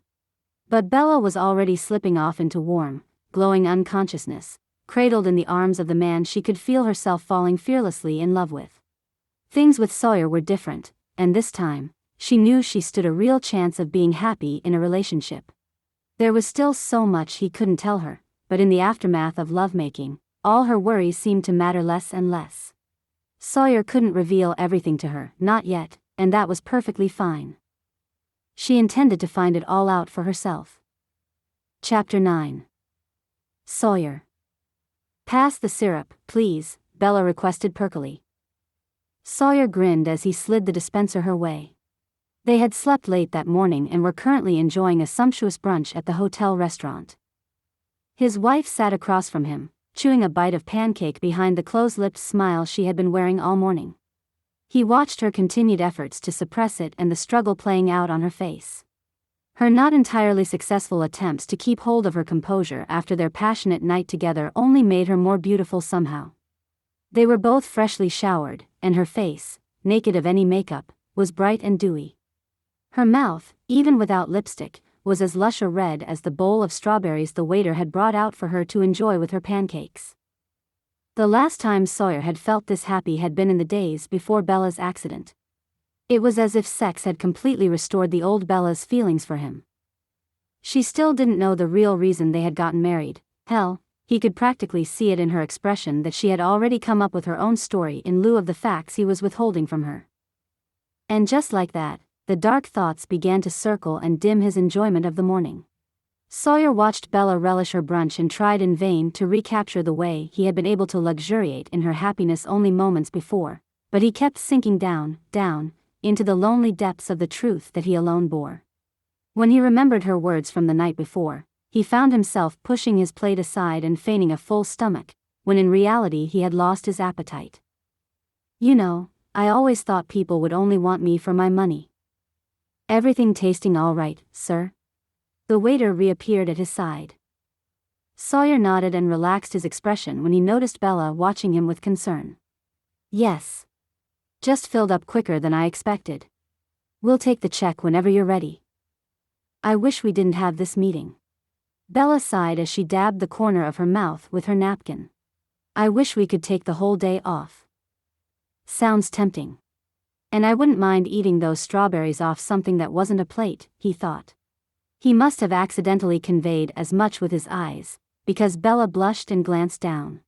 But you said yourself Shannon hates it when people reschedule at the last minute. Bella nodded. And we came all the way out here, so, I guess we should probably see this thing through. Sawyer chuckled as he signed the receipt. Guess so. His heart hammered excitedly in his chest. As much as they affected indifference now for their own amusement, only he knew firsthand that this was what they had both been working toward all along. It was only a matter of time before Bella remembered, too, and when that day came, he would have his wife back, fully and completely. Until then, he was determined to enjoy the perks of courting the woman he had fallen in love with a second time. He cupped her ass as they stepped into the limo minutes later, ostensibly to get her to slide over on the back seat, and Bella giggled and swatted at him with her purse. Absolutely none of that where we're going. She laughed as they took off down the road. Later. When we get back. I'll hold you to it, he murmured as he pulled her across the seat to him. And I might hold you to something else while we're at it. They arrived at the MarketSpace headquarters with plenty of time to spare, but found Shannon already seated in the conference room waiting for them. Sawyer held the door for Bella and allowed her to enter first. She greeted her friend with the usual handshake and hug. Please, have a seat. Shannon swept her hand to indicate the chairs across from her. Sawyer pulled his wife's chair out first as they sat down. Have a look at the contracts in front of you. Specifically, page 50. There's been a change. Sawyer exchanged a look with Bella. This was unexpected. I was under the impression that the contracts were agreed on yesterday. He began. Shay, what's happened? Should our lawyer be present for this? Bella inquired. Shannon shook her head. Her mouth pinched slightly, and she folded her hands as she leaned on the table. I'll cut to the chase, guys. Sorry I didn't have a chance to call ahead this morning. My superiors, they want certain assurances. Sawyer flipped through the contract to the specified page. He scanned down the block of text until he found the highlighted changes. They want a silent backer, he said. His stomach dropped just hearing himself say the words. What? Bella exclaimed. Shay, why wasn't this mentioned to us sooner? Shannon shook her head. I'm sorry. They balked at the last instant. The good news is our company is willing to accept either Country Coop or your family as a backer for the deal, Bella. That's all that's required now for us to take on your company and commence business together. So you see, it's not so bad. Sawyer's vision swam. The letters jumbled, swarmed together, and leapt off the page. MarketSpace suddenly wanted a silent backer? Why? Had they lost faith in his ability to deliver on his promises? This was exactly what he had married Bella to avoid. Chapter 10. Bella. Back at the ranch a day later, Bella was already up and stirring her second cup of coffee by the time Sawyer made it down to the kitchen. He paused and hung off the doorway, watching her. Bella turned and backed herself against the kitchen sink, blowing a little kiss into her coffee. His lank blonde hair hung down into his drawn face, and his eyes were bloodshot. He was the textbook illustration of a hangover. By contrast, Bella was clear-headed and sober. She knew seeing her bright and perky would likely contribute to whatever foul mood he had woken up to. How's your head? She stirred her coffee innocently and raised an eyebrow in his direction. I'm about to throw this entire deal out the window, he responded. We can start our own website to sell the farmers' products. You think your head hurts now, just wait and see how it feels when you try setting up an online marketplace. Bella shook her head. It's not that easy, Sawyer. And even if we came up with an acceptable alternative to any of the big players, like Amazon or MarketSpace, there's brand loyalty to consider. They've both been on the scene far longer than we have. Sawyer broke away from the wall with more energy than she had expected and started to pace. I've been weighing other considerations, Bella. I have the farm connection. You have the shipping information. Why shouldn't we start our own website? It can't be that difficult. We'll do it alone. Sawyer, I don't want to do it alone, she corrected him impatiently. I want to do it right. I want to partner with one of the big players to improve our chances of succeeding. Sawyer grit his teeth. So you're saying my input is wrong? He demanded defensively. There's nothing wrong with flying solo on a project and relying on yourself, Bella. I've been conducting business this way for years. Fruitful business. Relying on others isn't just ill-advised, it's a coward's excuse for not pulling the trigger. I would have been held back 100 times over from pursuing what I wanted if I handed someone else the keys to my own success. I didn't say you were wrong, she replied in a deadly voice. Maybe I should have been clearer. It's a stupid idea. And I'd never marry myself to a stupid man, personally or professionally. The kitchen fell silent. Bella wondered if she had gone too far. She had never been a person to beat around the bush. She thought Sawyer could appreciate the fact that she spoke point blank to him now, but maybe she had miscalculated. His hands clenched and unclenched at his sides, as if he was wringing her words to see how much water they really held. For a moment, she really did wish she could take it back, but it would have been a disservice to him. He needed to know where she stood. He couldn't partner with someone who wasn't honest with him. But what if he couldn't handle her honesty? I'm fully aware, Sawyer replied, of the circumstances under which you'd marry yourself to a man. What's that supposed to mean? She demanded. Sawyer looked away guiltily, but she wasn't going to let him get away with avoiding answering her this time. She slammed her mug down on the counter with more force than usual, A question mark didn't feel like powerful enough punctuation at the moment, but the surge of anger that rippled through her wouldn't endure beyond her gesture. Her heart stumbled in her chest as she stared at the bowed back of his head. "Would you do it again?" she whispered. "Do what again? Would you marry me again?" Her voice didn't waver this time. He turned, and she met his eyes as she earnestly awaited his response. It was too late to take her question back, and she realized suddenly that maybe she wasn't ready for his answer. What if he said no? What if? Sawyer crossed to her and swept her into his arms. The energy between them sizzled so hot that Bella wasn't sure if they were still arguing or not. His mouth caught hers, and the heat of it enveloped her. His body pulsed kinetically, his anger not yet fully subsided, and she sparked eagerly in his arms. His hands roved down her curves and dug themselves possessively into the fabric of his t-shirt that she wore. "I'll take that as a resounding yes." She felt on the cusp of finally getting the one real answer she craved. "How did you first do it? How did you first propose to me?" It was all on the tip of her tongue, if only Sawyer would back off long enough to let her ask it. "I'll start looking into other backing options today," he breathed. His sigh of desire tangled with her own, and for a moment Bella forgot what she had been about to ask him. It was too easy to mix business with pleasure with Sawyer. She supposed it had been that way from the beginning. Right now? A note of disappointment entered her voice. She wound her arms around his neck and leaned against his chest. Her efforts were rewarded when Sawyer groaned and pressed her back against the sink. "Actually, I think I have another meeting already planned for this morning," he whispered. "Want me to bring you in on it?" "I wouldn't be much of a partner if I didn't," she murmured. "What did you have in mind?" Chapter 11. Sawyer. He defied expectation to invite his wife on an impromptu hike. He was almost surprised when she accepted his invitation. It wasn't the usual form an apology took, he knew, but they both tended to think with clearer heads when engaged in physical activity. They were quiet at first as they hiked, though he found the silence wasn't especially awkward. It was more meditative, as they both reflected on their own thoughts. Halfway up the canyon, when he sensed her starting to lag behind him, he slowed his pace. He reached out and took her hand, and she didn't pull away. They had started out early in the morning to avoid most of the heat of the afternoon. The hike was about 2 hours long, and more than just a view awaited them at the end, though Sawyer kept the secret of the spot close to his chest for the moment. He wanted to show Bella something extraordinary, something he had never revealed to anyone else before. "This way," he said abruptly. Leading her by the hand, he diverted suddenly from the trail and took them on a hidden deer path that branched eastward. "Sawyer, are you sure?"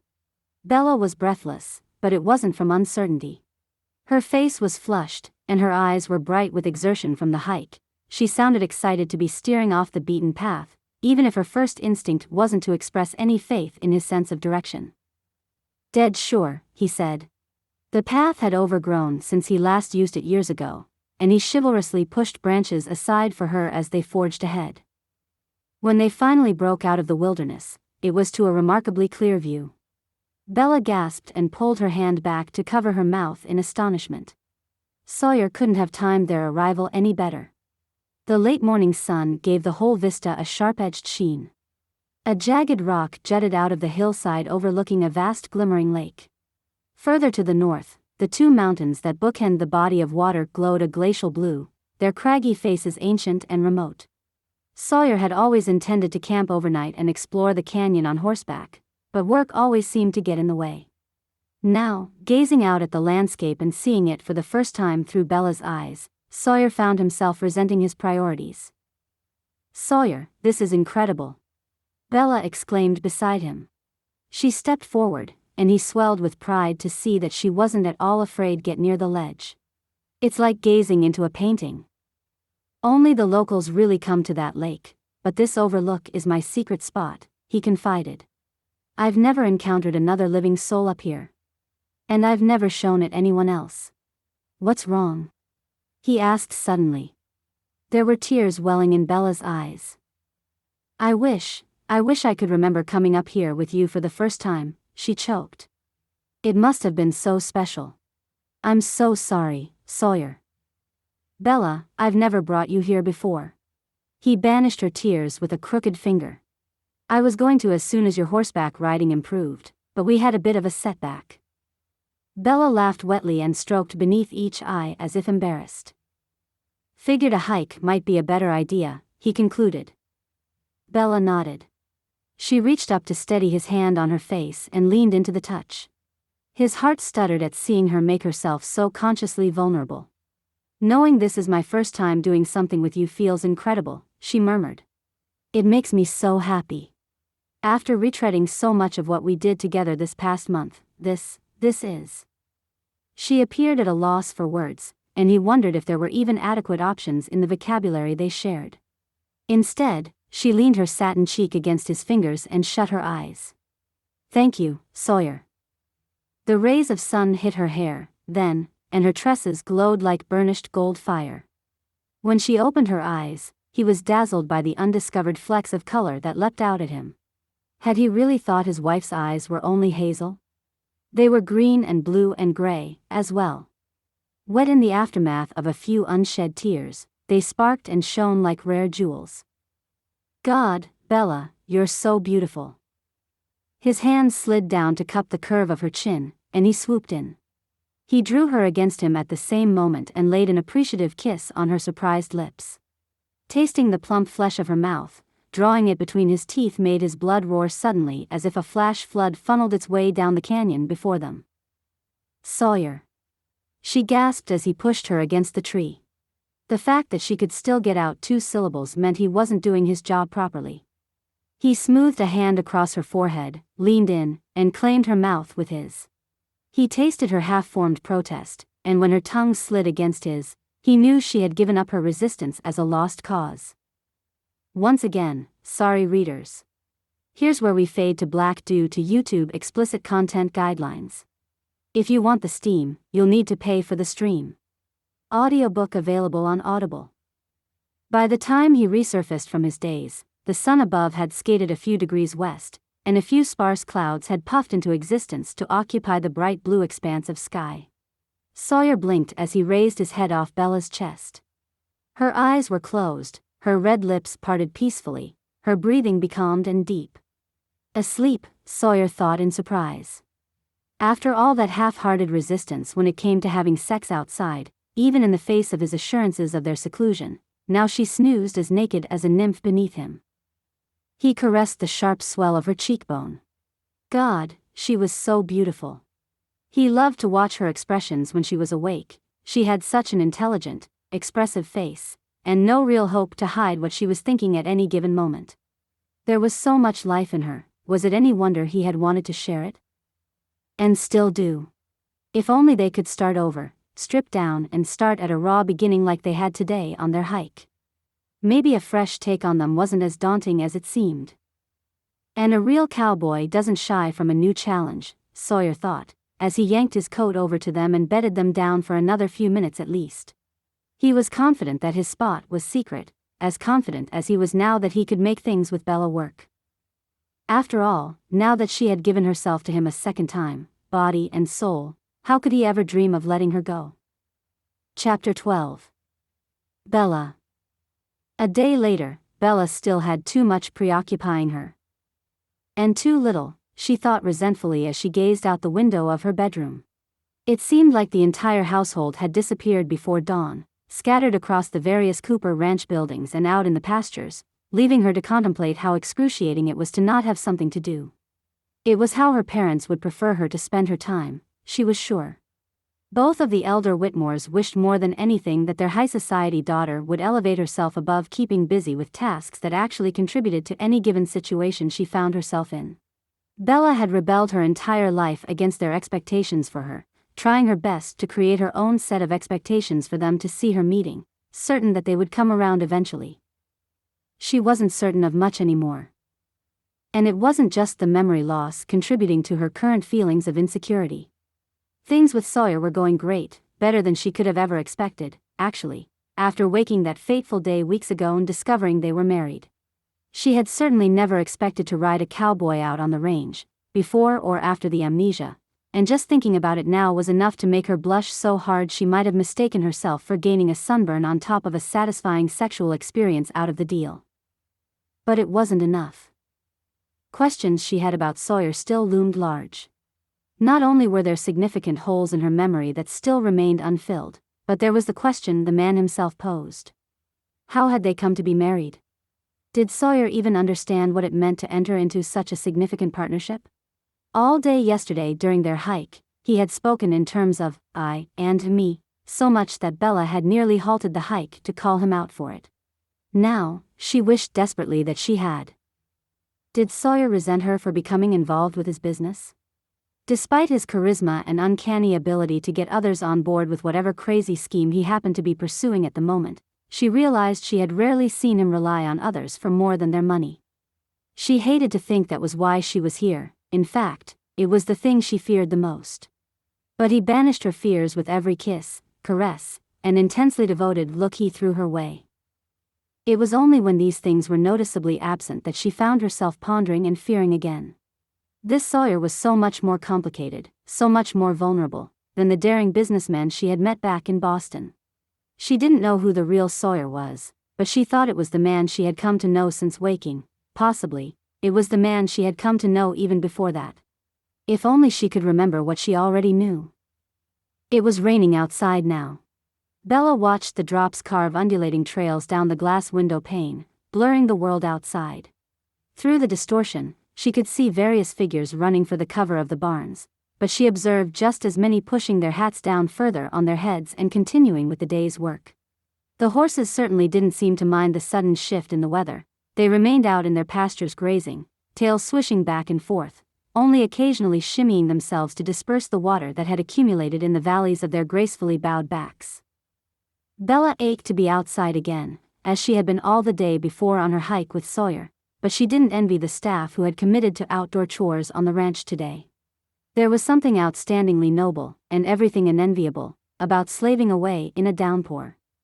So when she couldn't stand the pins and needles feelings in her drawn-up legs any longer, Bella stretched them out, rose, popped her spine with a sideways bend, and went in search of a way to be useful. She didn't have to search long to find another soul in need of assistance. She came upon one of the ranch house's lavish spare bedrooms, one she had taken the time to explore before now. Today she found another body working industriously away within, folding sheets with her broad-shouldered back turned. Bella paused and leaned in the doorway, watching the older woman move with admirable economy of movement. She had always struggled to fold laundry herself, but with the housekeeper, it was almost like watching an origami master at work folding paper into animals. "Hello, Andrea," Bella said. The housekeeper turned, eyebrows lifted in pleasant surprise. "Mrs. Cooper. I'm surprised to see you. I thought you'd gone out into town this afternoon." Bella winced. "I thought about it, only by the time I woke up, every truck Cooper Ranch has to spare was already being used for something else." Andrea chuckled and shook her head. "You'll get used to it. You did before, you know." She looked uncomfortable suddenly, and Bella realized she was referring to the time before the accident. Bella was getting used to deciphering the coded language used to refer to her amnesia. "I'm sure I did. And I will again," she promised. "Hell, it's something to be admired, isn't it? Rising with the sun, sometimes before it. And when the work never ends." She sighed dreamily. "You know, I've always tried to live this way. There's something refreshing about seeing such a lifestyle being taken for granted. Makes you feel like you're surrounded by industrious, worthwhile people, and at the end of the day, everyone can come together to talk about what they accomplished over an equally sturdy Montana drink." Andrea grinned in agreement, and her face suddenly became a beautiful network of laugh lines. "Don't know any other way of living, ma'am." "Please, call me Bella," she insisted as she came into the room. Andrea laughed again. "You said that before." Bella smiled. "It's nice to know that at least I didn't change significantly after my fall. Although I admit I do feel like I'm repeating a lot of conversations. You're not the first person to tell me that I'm echoing something I already said to them. I hope it's not totally obnoxious." "Oh, Bella honey, not at all. You're sweet as honey." I enjoy your company more than I can say, and so does everyone else, Andrea assured her, and Bella absolutely believed it. She had gotten used to the ingratiating tones people took when speaking to her or another affluent member of her family back in Boston, and there was no mistaking the genuineness Andrea spoke with now. Bella indicated the piled sheets on the bed. May I help you with these? Please. I'm in desperate need of something to do. And both Sawyer and the doctor said it would be good for me to work with my hands and get out of my own head for a bit, not that I don't feel like I've already been out of it enough to lease it to somebody else. Please, help yourself. Andrea invited. I'd love the company. And that was another thing Bella liked about Montana. People didn't refuse your help out of pride or an unfounded sense of imposition. Well, most people, anyway. You know, I don't think Sawyer is as ready to accept my help sometimes, Bella mentioned as she took up two starched corners and began to explore around the edges. And I know it isn't because he has an antiquated sense of what women should and shouldn't be doing. Hell, I know better than most how progressive he is on the front, long story, I guess. But I just can't seem to figure him out. Oh, I wouldn't say there's too much to it, Andrea replied. Bella couldn't help noticing the woman's folded sheets were perfectly square and crisp compared to her own, and wondered if the patient housekeeper would take the liberty of refolding everything Bella laid her hands on later. Sawyer takes the whole cowboy thing incredibly seriously, that's all. Given how he tries to distance himself from Country Coop sometimes, I'd say he takes the concept of going it alone more seriously than anybody. Crazy as it seems, he feels he's letting others down or not living up to his full potential in their eyes when he asks for help. That doesn't make any sense at all, Bella puzzled. Her brow furrowed, but even as she expressed her inability to understand, a part of her did grasp Sawyer's need for self-reliance all too well. I mean, why did he marry me, if he didn't intend to lean on me? Isn't that the whole point of wedding yourself to another person? To have a dependable second party built into the relationship? Andrea laughed again and shook her curly head. You know, I'd say you're more practical than Mr. Cooper at the end of the day. He'd never admit it, but he's as romantic as they come. He wants to be a man who makes his way alone in the world and who rides off into the sunset at the end of the day with a pretty girl he can love and pamper and satisfy in every way available to him. He seems like two different people sometimes, Bella admitted wistfully. I have a hard time putting my finger on him. It only makes me want to find out more about him. I assume I must have known enough to agree to marry him. She trailed off, staring into the porcelain white square of fabric she held and losing herself in it, until Andrea seemed to take pity on her and pried it out of her hands. You're a bit of a revelation, Andrea admitted. To everyone in the household, and to Sawyer. I'm sure he didn't know himself what he wanted or how short his own conception of what he wanted fell, until he met you. He's had to do a lot of reevaluating, and I think he's quite pleased with what he's found. Bella blushed. We're both works in progress, is what you're saying. Not my place to say, Andrea remarked as she turned away. But I will say that it's done my heart good to see him these past 2 months.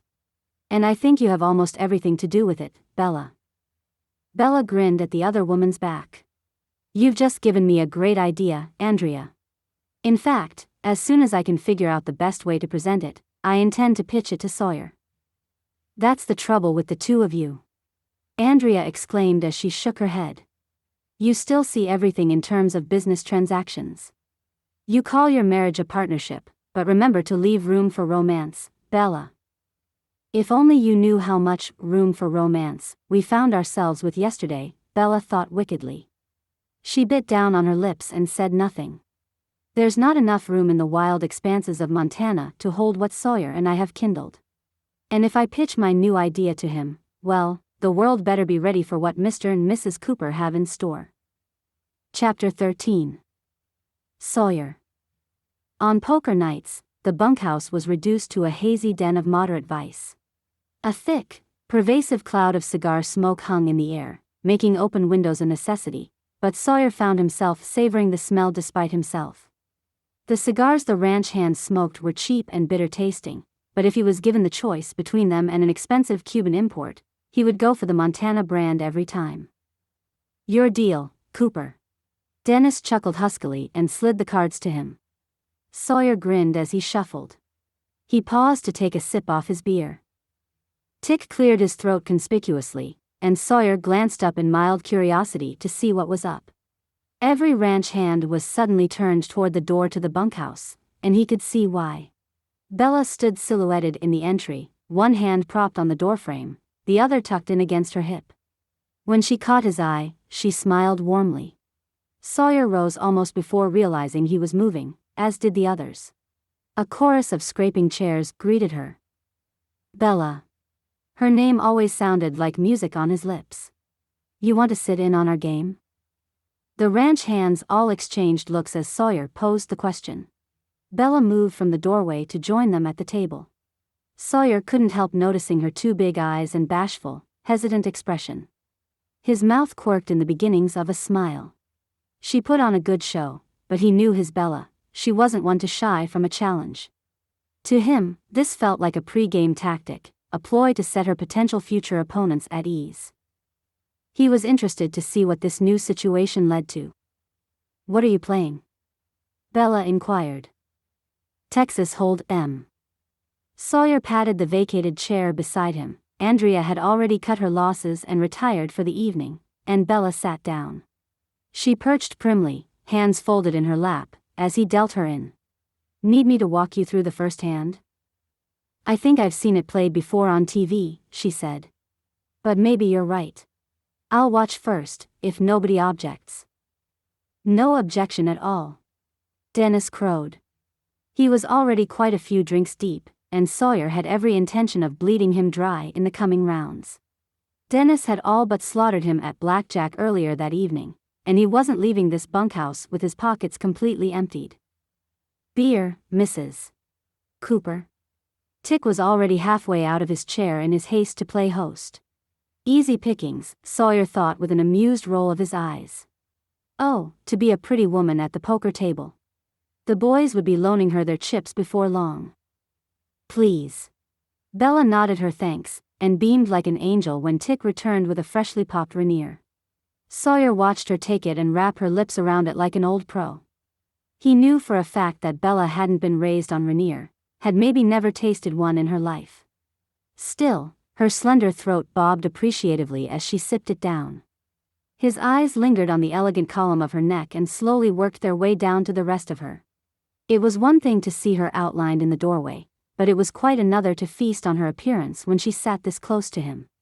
The flimsy tank top she wore was modest from most angles, but Sawyer could easily see down the hanging collar of her shirt to the lacy red bra she wore beneath. She crossed her denim-clad legs beneath the table. Sawyer found himself mesmerized by every unconsciously sensual movement. Maybe the other men weren't about to fall prey to whatever she had in store for them. Maybe he was the mark. When she slanted her hazel eyes at him and wrapped her voluptuous lips around the rim of her beer to disguise a mischievous smile, Sawyer felt more than confirmed in his suspicion. She was up to something. And he was going to figure out exactly what it was. They dealt a few rounds, with Bella watching intently all the while. By the time Tick rose to get her another beer, she leaned into Sawyer and said, "Think I'm ready, Mr. Cooper. Deal me in." "You got it, Mrs. Cooper." Their interplay made his already stellar mood soar.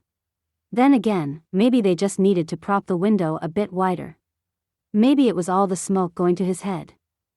They played a few hands. Bella won a few, lost a few, always betting sparingly, so it surprised him when her proposition came about 20 minutes in, right in the middle of a round. "How about a side wager?" she suggested. "That's a thing you can do, right?" Sawyer chuckled. "Definitely.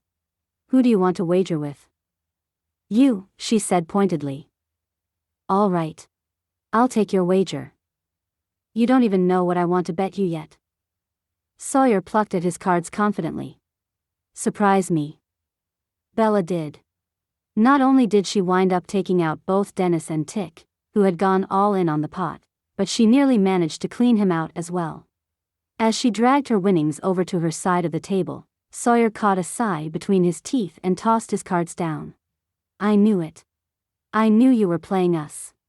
You're a shark, Bella Cooper." "Can you really say that after only one big win?" Bella batted her eyelashes at him. Tell me what you want, he said. She motioned for him to join her, and they both rose to gain the privacy of the porch. Sawyer kept the door partially cracked behind them as a courtesy to the boys smoking within, but he didn't resist when Bella pulled him into the shadows. At the last second, he used the momentum from her tug against her, snatching her around the waist and whirling her off her feet as if they were dancing.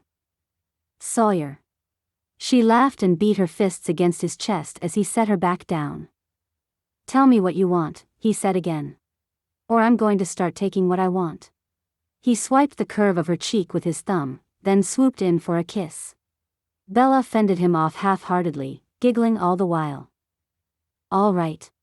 You promised, she reminded him. We struck a deal, and you didn't want to know what you were betting. Lay it on me, he said seriously. Anything you want. Anything at all. Bella crossed her arms. So. I've worked out a way for us to get out of our little negotiation problem with market space. We're going to partner with Country Coop. Joining brands for name recognition makes sense, and it will put Shannon at ease. She'll vouch for us. And, Bella lifted her finger as if to taste the possibilities of the night, we're going to create our own LLC. This will enable us to have offshoots of our own as soon as business picks up. Sawyer stared at her. You. His mouth was suddenly dry despite having killed a six-pack on his own over the course of the long evening. He rubbed the stubble on his chin. You thought of all this, when? Today. Bella beamed at him. Pretty good plan, right? So you're in? It is a good plan, he admitted. Bella bounced on her toes excitedly, then threw her arms around his neck. See? I knew we would come up with a solution. She sounded overjoyed in the moment. Sawyer wished he could mirror her excitement. We? The word echoed hollowly in his brain as he held her. He had let himself be painted into a corner. While he had been gambling with the boys, Bella had been turning their options over in her brain, and she had arrived at an answer before he even had a chance to. But they couldn't rely on Country Coop. If they could, they'd have agreed to Shannon's request for a silent backer, no problem. Surely Bella would come around to seeing that. They had to do this on their own. Even as he bundled her in his arms, and she snuggled in close, Sawyer vowed to come up with a plan of his own that would get them out of this mess. And prove to her once and for all that he was a man who could stand on his own 2 feet. Chapter 14. Bella. Sawyer, what are we doing out here in the horse barn at 7 in the morning? It was the day after the big poker game, and Bella was loving the smell of the horse stalls a little less than usual. True, it was probably strange that she enjoyed the musty odor in the first place, having grown up in the city, but fragrant hay combined with fresh horse dung was proving a potent combination this morning. She lowered her nose toward the mug of coffee she held and breathed that scent in instead. Where are the ranch hands? She asked pointedly. And why do you have your laptop with you? She tried not to let her personal disappointment color her question. She was too hungover from last night to admit it out loud and face being laughed at in the hard light of morning, but a part of her had hoped Sawyer had enticed her out here for an illicit tumble in the haystack. Unless they had done that already, and she had forgotten. She would hate to bore him with an adventurous suggestion if they had already been here, done that. She blew on her mug of coffee and watched Sawyer suspiciously through the issuing cloud of steam. At least something was getting to blow off steam in the horse barn. Her husband had the clamshell of his computer open and was stepping in and out of the light and turning around facing various stalls. He looked like he had gone crazy. Even some of the horses were distracted enough from their breakfasts to watch him with patient, curious eyes. I scheduled a meeting with Shannon, he said. He barely even looked at her as he revolved in place. Bella, for her part, nearly dropped her coffee. What? I wasn't aware of this. Shannon didn't text me, and it wasn't on the schedule. Sheesh, I'm glad I thought to get dressed, considering you failed to tell me that. I'm telling you now. Sawyer laughed. Come on, Bells. You're the one who told me we should jump at every potential step forward, no matter the time or place. Did I? Bella wasn't sure she believed him. For as long as she had known Sawyer, obviously barring a missing month, she had understood him to be impulsive. If a business opportunity arose, he pounced on it like the barn's tomcat on a squeaking mouse. Yes. Now come here. I want to make sure we can both fit into the frame. She moved toward him grudgingly, dragging her feet a little. She wanted to mope a little longer over the fact that Sawyer and Shannon had apparently set this meeting up without notifying her, but she couldn't stay upset when she saw the glowing expression on Sawyer's face. Seeing him excited made her excited, and she was certain of why. He was taking her idea to heart and already making a move on it. He had set this up so they could let Shannon know of their plans. Why else would he have brought her out here? She swept his unkempt blonde hair back fondly, then spied one of the ranch hand's hats left on a post. Here. She passed it to him to cover up his bedhead, and Sawyer tipped the brim in gentlemanly gratitude. Thanks. Can't have yours being the only pretty face rep pin farm to you. Bella laughed, and swept the hat back off his head to plant a quick kiss on his lips. Sawyer moved in for more, but she pushed him away before her coffee could slosh everywhere. Business first, she murmured. Then pleasure. Sawyer failed to suppress a groan at this. Bella couldn't deny herself a bit of vengeful satisfaction, considering she had come out here with every intention of jumping his bones half buried in a haystack. She crowded in close as Sawyer commenced the Skype call. His energy was infectious. She could almost swear she felt his entire body vibrating and the thrumming of his pulse inside him. She reached down to squeeze him above his knee as Shannon picked up the call. This is it, she thought. They were going forward with Farm 2U and charging ahead with her idea. To think that Sawyer believed in it so much he couldn't wait to get in touch with Shannon sent her over the moon.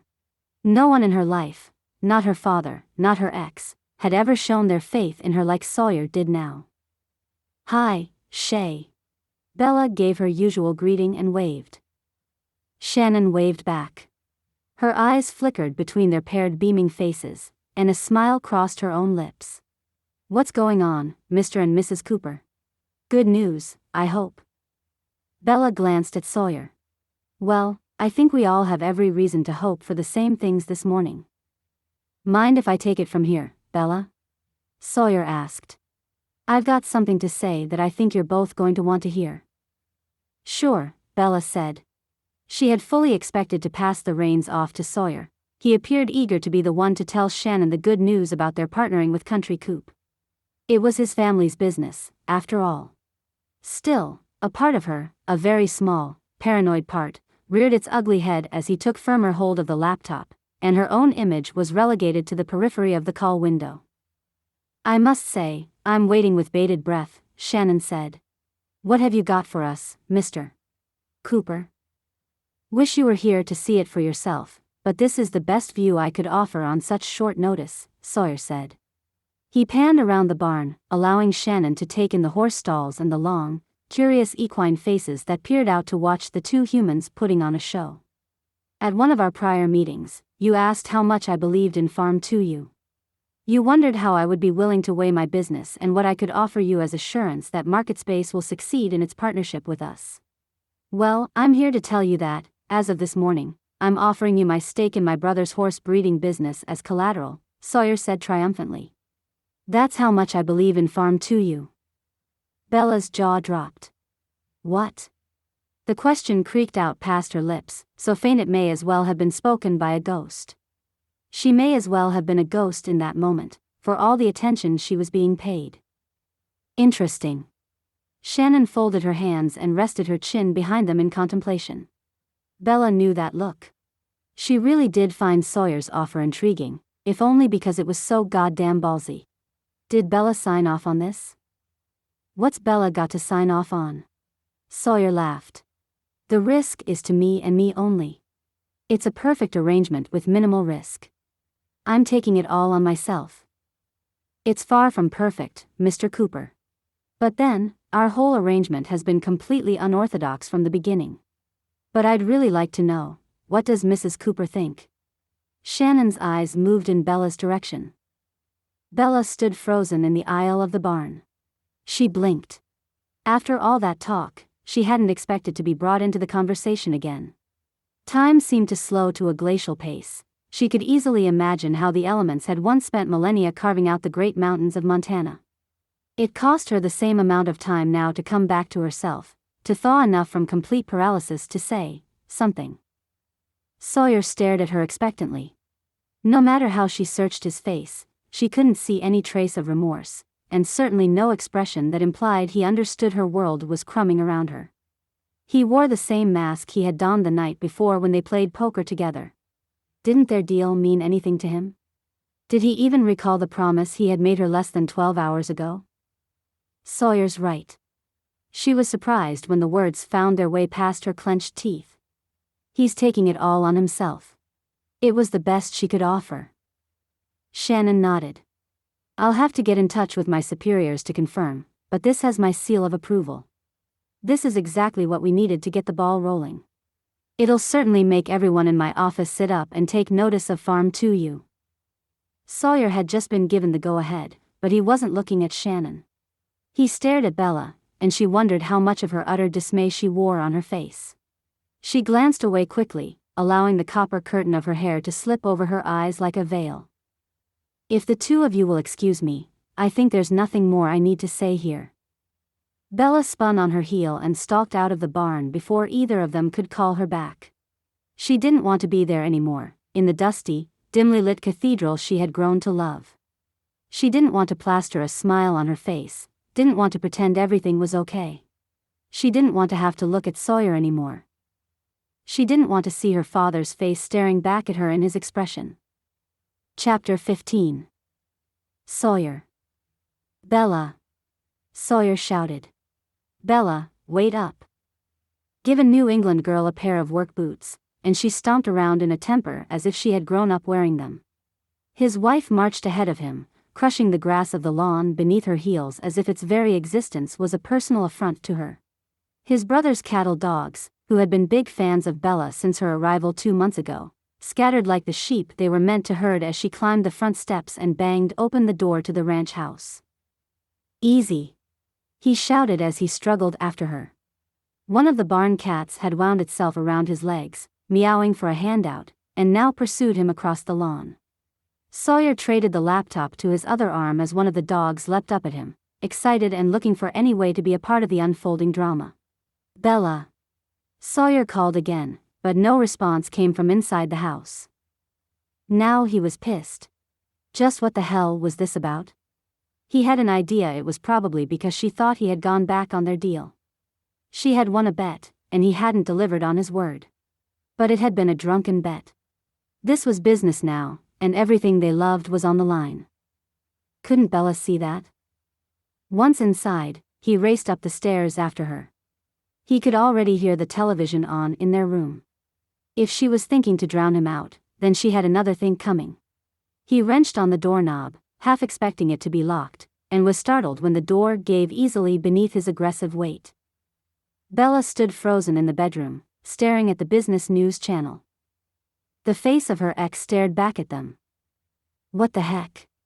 Sawyer had been planning to level the question at her all through their pursuit, but it took on a distinctly sincere quality when he saw the broadcast. What the hell is Mark doing on? Oh, shit. CEO. Bella read the scroll at the bottom. The new CEO of Whitmore Shipping is Mark. She couldn't bring herself to finish reading the last name that had nearly been her own. Mark. My father chose Mark. Mark was fit to fill the CEO position, and his own daughter wasn't? Bella. Could this day get any worse? Bella's cold laugh was almost frightening. She sounded on the verge of taking her raw emotions out on the room, maybe even on him. Sawyer set the laptop aside and watched her cautiously. Her eyes were enormous in her head, incredulous, and the whites of her eyes flashed. He had never seen her anger transcend into anything like this before. This was Bella furious. What the hell's got you so worked up? Who cares about Whitmore Shipping? They're the past, Bella. We've all but closed the deal with Market Space. He exclaimed. Yeah, Bella scoffed. After you put almost everything on the line for it. Does Maxwell even know you put your share in his business up as collateral? He doesn't have to, Sawyer said through gritted teeth. It will never come to that. Farm 2U is going to be a complete success. Our company. Our company? Bella repeated. On her lips, his own words struck him like the lash of a whip. Who do you think you're fooling, Sawyer? It's your company. And no matter how hard I try to be a part of it, you always manage to shove the truth in my face at the most humiliating moments. You're just like my father. You're just like, she thrust her finger toward the television screen, and Sawyer leapt to the bureau and grabbed the remote. The screen went dark on Mark's smug face. Don't you dare compare me to them, he said in a heated whisper. You know I'm not like them. You are.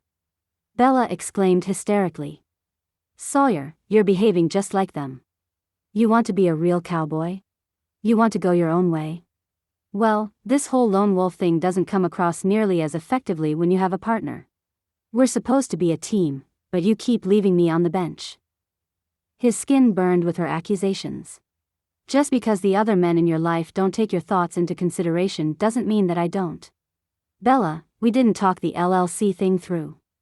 Because you didn't want to talk it through, a terrible voice in the back of his brain whispered. You wanted to come up with your own idea.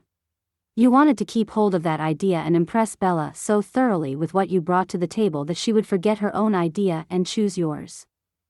But he couldn't get over the cowboy thing. What the hell made her say a thing like that? It made him want to inflict a comparable wound, suddenly and badly, so that he wasn't the only one left smarting. Maybe if you put a lid on your damn insecurities for 1 second, you'd see that I'm a good man. You should know, you married me.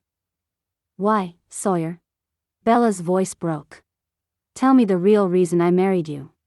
Please. Because we fell in love. He wanted to shout it to the rafters, wanted to pick Bella up by her stubborn shoulders and shake the memories loose, but he knew better than that. He, Sawyer, the sole keeper of the knowledge of how their life together had begun, knew that he couldn't in good conscience say the thing that would make them both feel better, even if it had come true all the same. He was hopelessly in love with his wife, but he knew it wasn't good enough. He couldn't hide behind that fact to keep them both from facing the pain of reality. He had to tell Bella the truth. Your father, he didn't just cut you out as CEO. He cut you out of the family altogether, Sawyer said. He saw it as a betrayal after you told him you were coming to work with me. He withdrew all financial support and any access you had to Whitmore Shipping. He said it was just business, that he didn't want you bringing any more insider knowledge to another big company like Country Coop, but we all knew better. I embarrassed him back in Boston, and you ran off with me. He was punishing you. What? Bella stared at him in bewilderment, but it wasn't because she didn't understand the weight of what he was saying. Sawyer had come to know that distant, unanchored look too well this past month. It meant that she was remembering. Is that why? I mean, I had wondered why Mom and Dad didn't call me all this time. I just thought that I had guessed all along that they might be pissed at me for marrying you seemingly without warning. It was the only way for you to legally inherit your trust fund, he said. You have access to the principal upon your marriage, or when you turn 30. That's what you told me, anyway. The room plunged into silence. Sawyer had never encountered a quiet moment so excruciating in all his life. It made him miss the shouting match from earlier. I was the one who suggested it? Bella asked faintly. Sawyer dropped his head, but he couldn't bring himself to complete the nod of affirmation.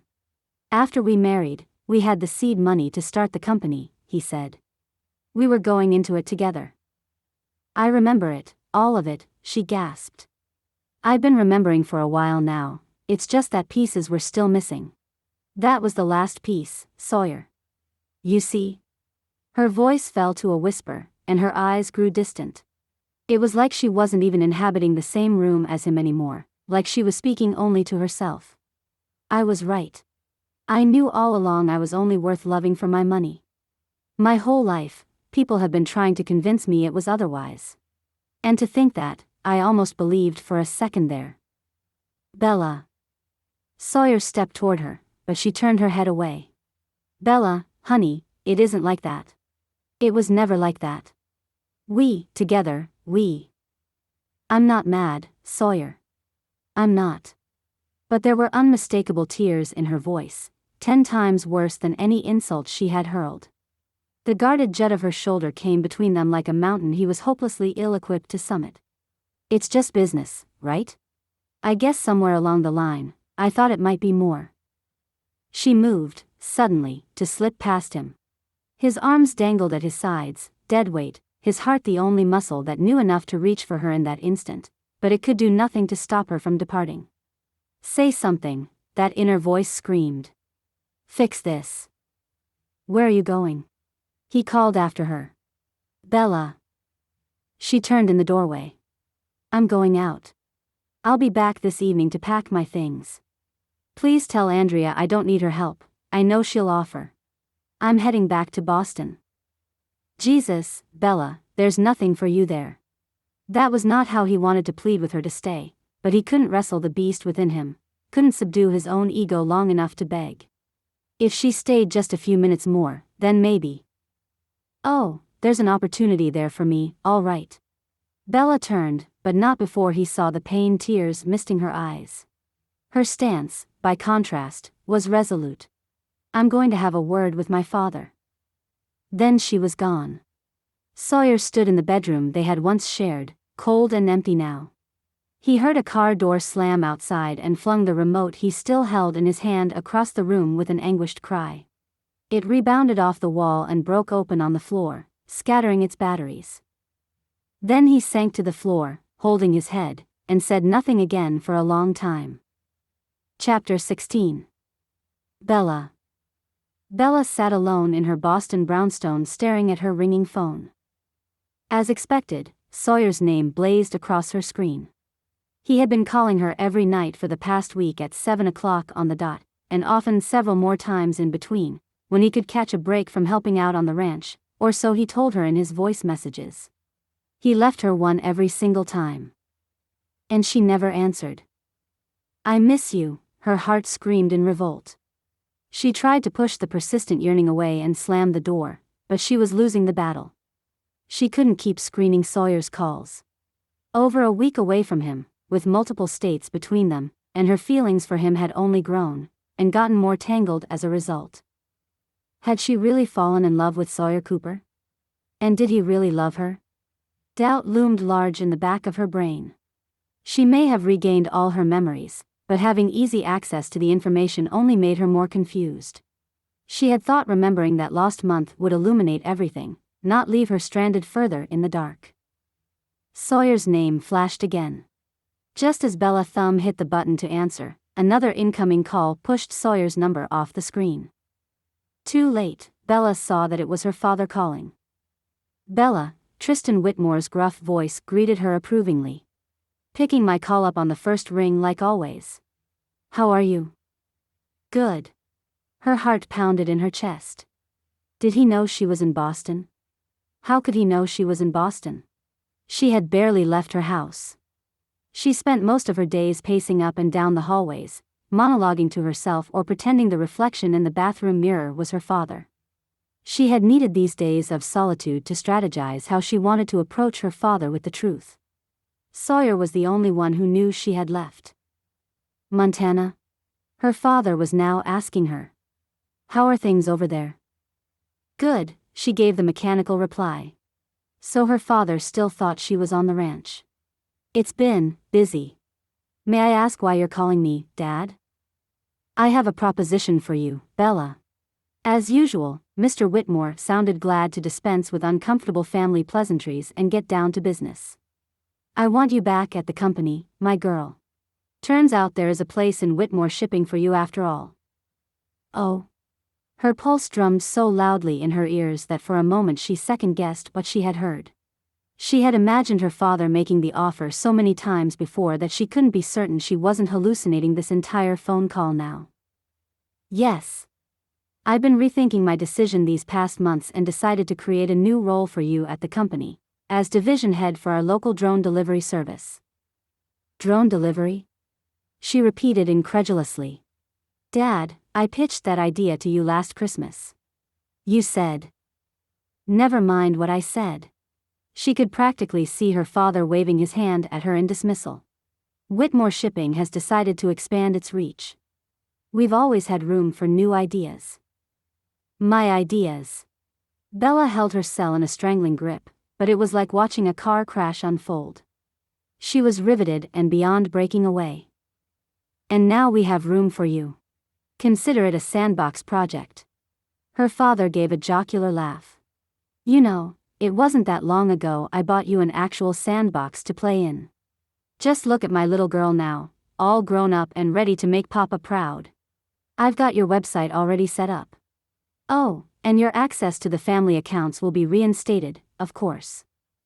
You're putting me in charge? Bella asked in disbelief. Of the project, Bella. Of the project. Don't get ahead of yourself, her father patronized gently. You're going to have to report to Mark.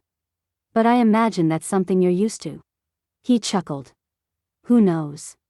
Maybe the two of you will work things out, and in the years to come, you can take a step back from work to finally focus on.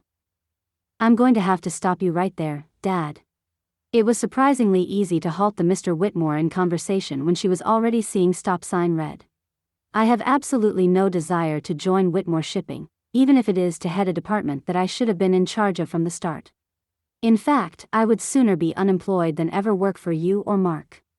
I'm a better businesswoman than you will ever be able to hire with a shitty offer like that, and I'm more than you deserve as a daughter.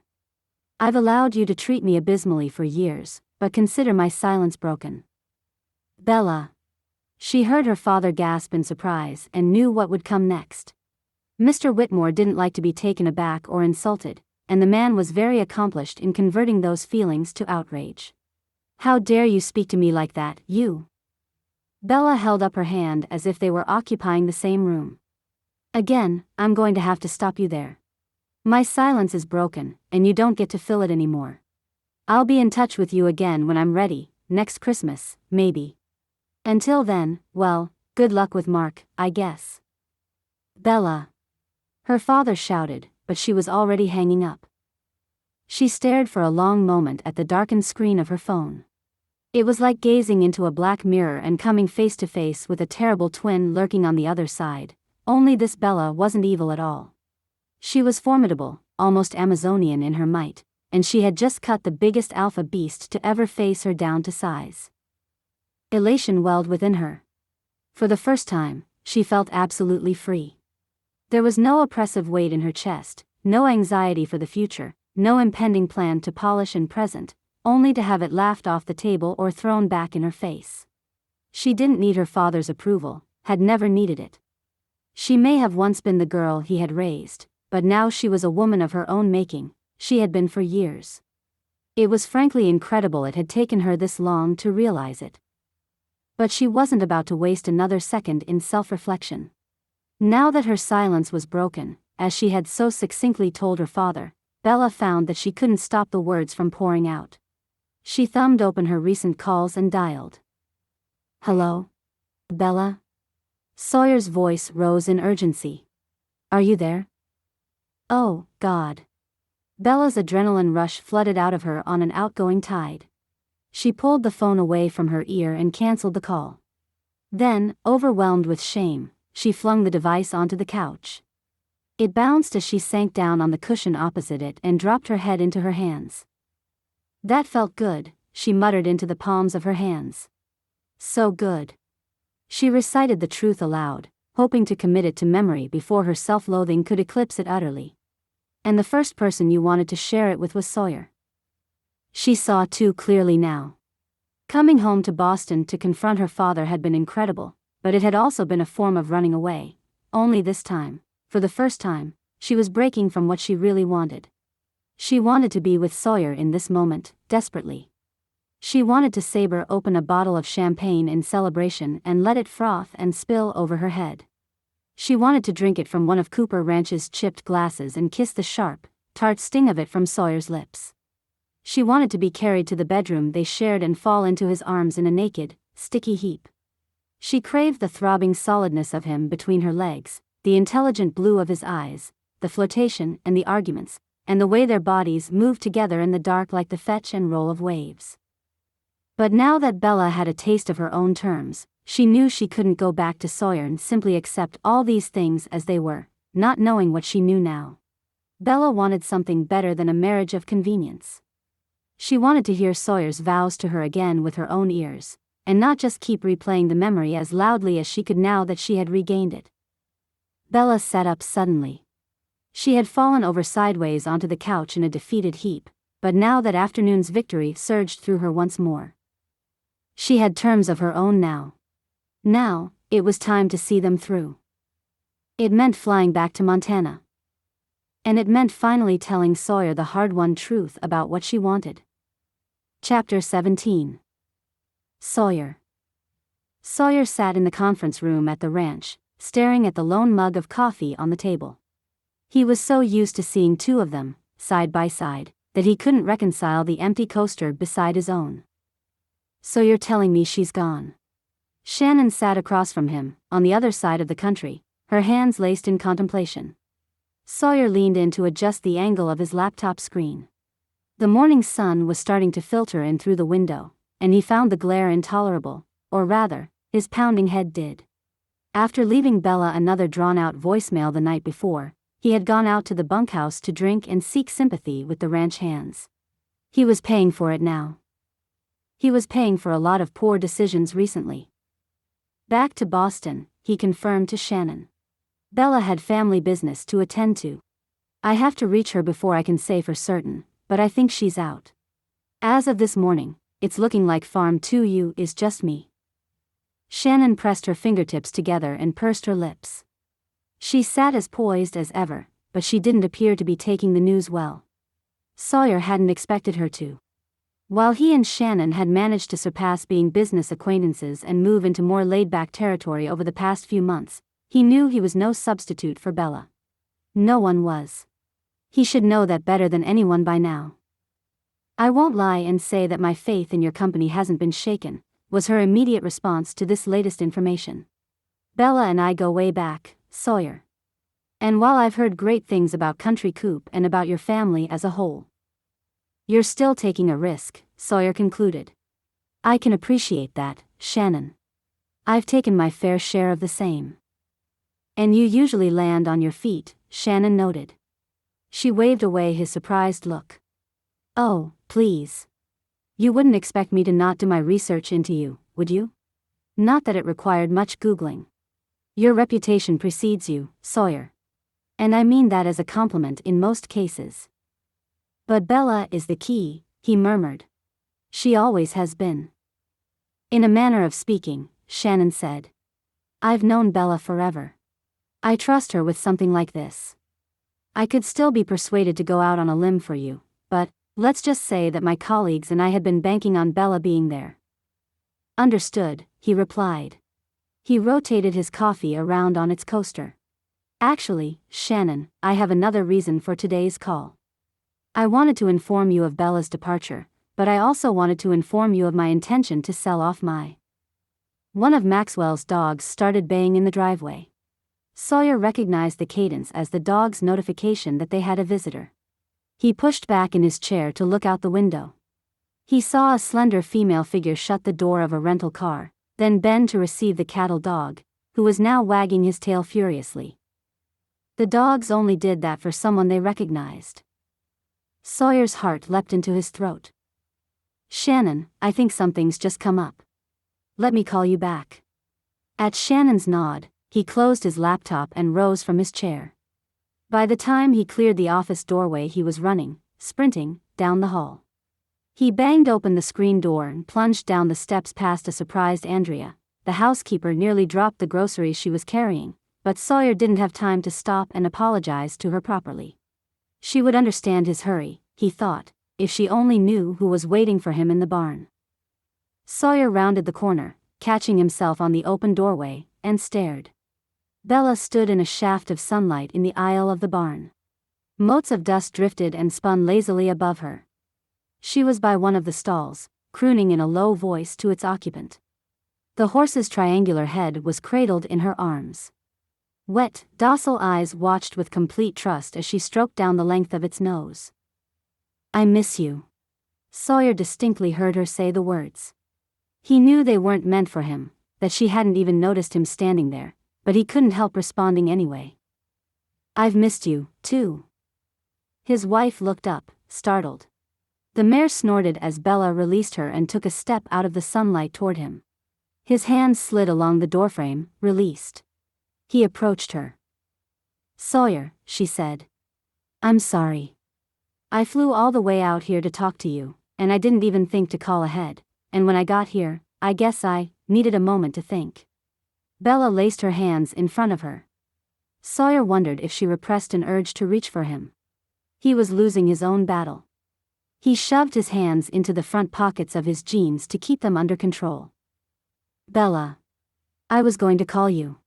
Been calling you," he emphasized, because he couldn't help it. His accent, always thicker when he came home, only seemed to widen the gulf he had felt between them since her accident. Bella nodded guiltily. "I'm sorry." She didn't offer an excuse, and Sawyer realized suddenly that he didn't need one. Though it drove him crazy, he understood completely why she had screened his calls. "I just got off a call with Shannon. I wanted to tell you that if you're out, then so am I," Sawyer said. "You're as much a part of Farm 2U as I am. Maybe more so now. The company won't fit the vision I had for it without you." Her lips parted in quiet astonishment. At first, she had no ready response to greet his declaration with. Sawyer watched and waited, patient, certain that her reply would eventually come. Whatever the outcome, he was ready for it. He had meant every word of what he said. "But what about the farmers?" Bella finally asked. "They gave up their contracts for you. Won't they be the ones to really suffer if you walk away?" "I'll sell the company to Country Coop to run," Sawyer said. "They'll be well taken care of. I have no intention of letting them down." "Wow. I mean, wow. Sawyer." Bella began hesitantly. She tucked a lock of hair behind her ear, one that Sawyer had been eyeing all along and restraining himself from catching between his fingers. "It really does sound like you have everything worked out. And it's not that I'm not grateful that you've thought about me this much. It's just that I guess I need you to know that it was never about the business for me." Sawyer blinked. "Bella, I didn't mean to make it about the business now." But of course he had slipped into speaking in those terms anyway, hadn't he? He berated himself mentally for being such a jackass. "I just thought that, it seemed to me the only facet of our relationship on semi-solid ground. Everything else got so tangled up between us.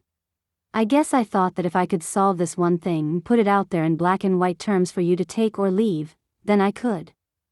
"Take or leave," Bella echoed.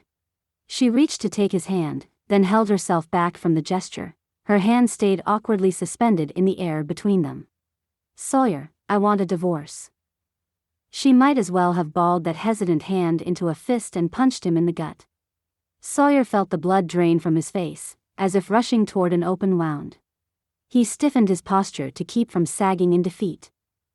"A divorce?" Now it was his turn to echo her, although the words came out much more hollowly. Oh, God. Anything but this. He had planned for everything but this. Bella's eyes sparked then beautifully, resolutely, in seeming stark contrast to the awful news she had just handed down. "Yes. A divorce. Because I want to go on a date with you, Sawyer Cooper." She flushed, but didn't lower her eyes at this. The certainty in her voice, in her expression, struck him even harder than the blow from her earlier words. "I want to do this the right way. If we divorce, then I won't have access to any of my family's money until I'm 30. You'd be marrying an independent businesswoman with zero financial ties to the Whitmores. You want to start over." He began slowly as the truth of what she wanted dawned on him. Bella nodded. "Yes. I mean, I understand that we can never fully start over, and after all we've been through, I wouldn't want to." Her cool hand slipped into his, then, finally breaking whatever mental leash had been holding it back. Sawyer clung to it with all his might. He surprised himself with the fierceness of his grip. "But I want a fresh beginning, Sawyer. And I want it with you." When she drew her hand back, Sawyer saw that Bella's wedding ring was nestled in the palm of his hand. He stared at it for a long moment. It seemed to wink at him as if it held a beautiful, secret promise, the same way it had the first time it caught his attention at the jeweler's. His blood rushed. His heart raced. Before, marrying Bella had been a foregone conclusion. there had been no risk in asking and no reward when she inevitably said yes. It had been a business transaction, as cold as the unfeeling money he'd placed in the hands of the polite professional who had sold him her ring. Suddenly, divorce didn't seem like such an ugly word. It seemed like an invitation to a remarkable challenge, and one that Sawyer was determined to meet. He glanced up as he slowly closed his fingers over her ring. Bella gazed back at him, her expression wavering somewhere between determination and utter dejectedness. His heart wasn't the only one on the line, he could see that clearly now. "I know you're still a married woman, Bella Whitmore," he said slowly. "But while you get your divorce in order, if it's not too forward of me, I was wondering if I might ask you on a date." "Not too forward at all." Bella's held breath escaped her in a gusty laugh. All at once, the tension in the musty air of the barn dissolved, as if the threat of sudden summer rain had come and gone in all of an instant. His soon-to-be ex-wife surprised him then by flinging herself forward into his arms. Sawyer held her as he had never held a potential date before, a slow smile beginning to form on his lips that he knew wouldn't be quick to retreat. "What did you have in mind?" Bella buried her excited giggle in his chest. The elated sound only made his heart triple its beat, only made him think that the moment he let go, he would rise up into the rafters if she didn't keep holding him down to earth. "Horseback ride?" Sawyer asked. His suggestive smile curved wickedly over the shiny auburn crown of her head. Bella spasmed in his embrace, balling her fists against his chest as if fending off a total brute. "God, no. I'd hate to hit my head and forget that I'd just divorced you." "It was worth a try," he pretended to lament. "No shortcuts this time, buckaroo." "No shortcuts," he agreed. They kissed to seal the deal. Epilogue. "Bella. What are you looking at?" Bella inquired. Her groom turned, hands clasped behind his back, as she joined him in looking out across the vast Montana Canyon. Even today, cleaned up and dressed in a black suit with an Indian paintbrush pinned to his breast pocket, Sawyer wore his familiar broad-brimmed cowboy hat. She slipped an arm behind his back, and he unlaced his hands to receive her. The strong band of his own arm around her waist felt so good, so right, that she leaned into it gratefully and rested her head on his shoulder. "The view," Sawyer said. "I must have looked out from this vantage a million times since I first hiked up here when I was a kid. I've only just now realized something." "Yes?" she asked with a curiously raised eyebrow. "What did you just realize?" Sawyer chuckled and pulled her closer. "I realized that this view looks exactly like the painting I was looking at that night in Boston when I argued with your father. All it's missing are the wild mustangs charging out from a flood." "Wasn't much of an argument," she supplied, "considering you trounced him completely." "Kinda regret it now. This will be your second wedding to me that he hasn't attended." Bella shrugged beneath his arm. She had gotten used to playing it off as nothing, when in reality her father's absence from the most important day in her life redux stung a little bit. "Think he'll ever forgive me?" she asked. She hated how invested she still sounded in earning her father's affection when she wished nothing more than to sound cool and removed from it. She wasn't a little girl anymore, for heaven's sake, she was about to become someone's wife for the second time. "What? For stealing business out from under his nose?" Sawyer prompted with a smirk. "His nose and my ex's," Bella reminded him. "I think it's impressive as hell. And I think the stubborn bastard won't admit it, but he's proud of you. It's just going to take him time to wrap his head around seeing his daughter in this light. You're a shark, Bella Whitmore." "A shark?" She laughed delightedly. "That's what my father always accused you of being." Sawyer watched her for a long moment. "Are you sure you're really all right?" he asked quietly. "We can call the wedding off. It's not too late, and I'm in no rush." Liar, Bella thought. She hadn't seen the pained creases around his eyes since she regained her memory, but she noticed a ghostly trace of them now. She knew it had been hard for Sawyer to give up what he considered to be an already won conquest and start again at the beginning. It must have been even more daunting for him to re-examine his love for her and realize he would be willing to repeat the journey with her in a heartbeat. She knew Sawyer wasn't exactly a patient man, and his offer to postpone their nuptials now touched her deeply. He was putting her needs before his own. He had finally recognized they were stronger together as a team. "I'm all right." "Really," she told him. "At least Mom's here this time. I'm already a lucky bride to get a second shot at this." "That's a nice dress for a start," Sawyer said with an appreciative look down her body. Bella followed his gaze. The pale blush folds of her wedding dress billowed to the ground like the petals of a wild canyon rose. "Even nicer than the one you wore the first time around. This color suits you more than white." "Hey. You're not supposed to see me yet," Bella said with a playful shove against his chest. The arm around her tightened in a steely embrace. "Then what are you doing out here?" Admittedly, the entire venue was out here. Bella let her eyes travel over the wide view of the canyon down to the lush red soil powdering the hill beneath them. Her gaze wandered up the slender trunk of the tree that shaded them, and she instantly recalled how Sawyer had shoved her up against it the first time they were here. Sawyer seemed to be thinking the same. The hand at her hip dragged up to the curve of her waist and back down again in small, maddening strokes. "Honeymoon hasn't started yet," she reminded him in a husky whisper. "You know, I have half a mind to cancel the wedding after all and go straight to the good part. As the new CEO of Farm 2, you and your boss, I order you to see this thing through," Bella stated. Kind of like taking orders," he reflected. Bella giggled and pushed his chest again. "No, you don't. When they leave those pretty lips of yours, I do." Sawyer caught her chin and dipped his head. Heat bloomed outward from where his lips met hers, warm and engulfing. For once, Bella didn't have to rise on her toes to meet him. Her 5-inch heels, totally unsuitable for traipsing around in the untamed grasses and raw Montana soil, elevated her the distance needed to meet her fiancé's kiss.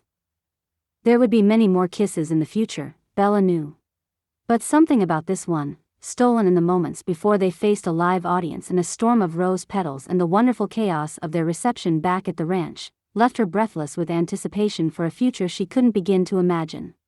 It would be full of surprises, she knew, and arguments and drawbacks and opportunities and risks to be undertaken, but for now, she couldn't bring herself to look beyond the handsome, chiseled face joining with her own. Wherever she would go from here, Sawyer would be right by her side, steadfast and solid, the cowboy who had succeeded in wrangling her heart a second time. This was an audiobook created by Relay Publishing, who own exclusive copyright to the story in all territories and formats. For more information, please go to our website, www.relaypub.com. We hope you enjoyed.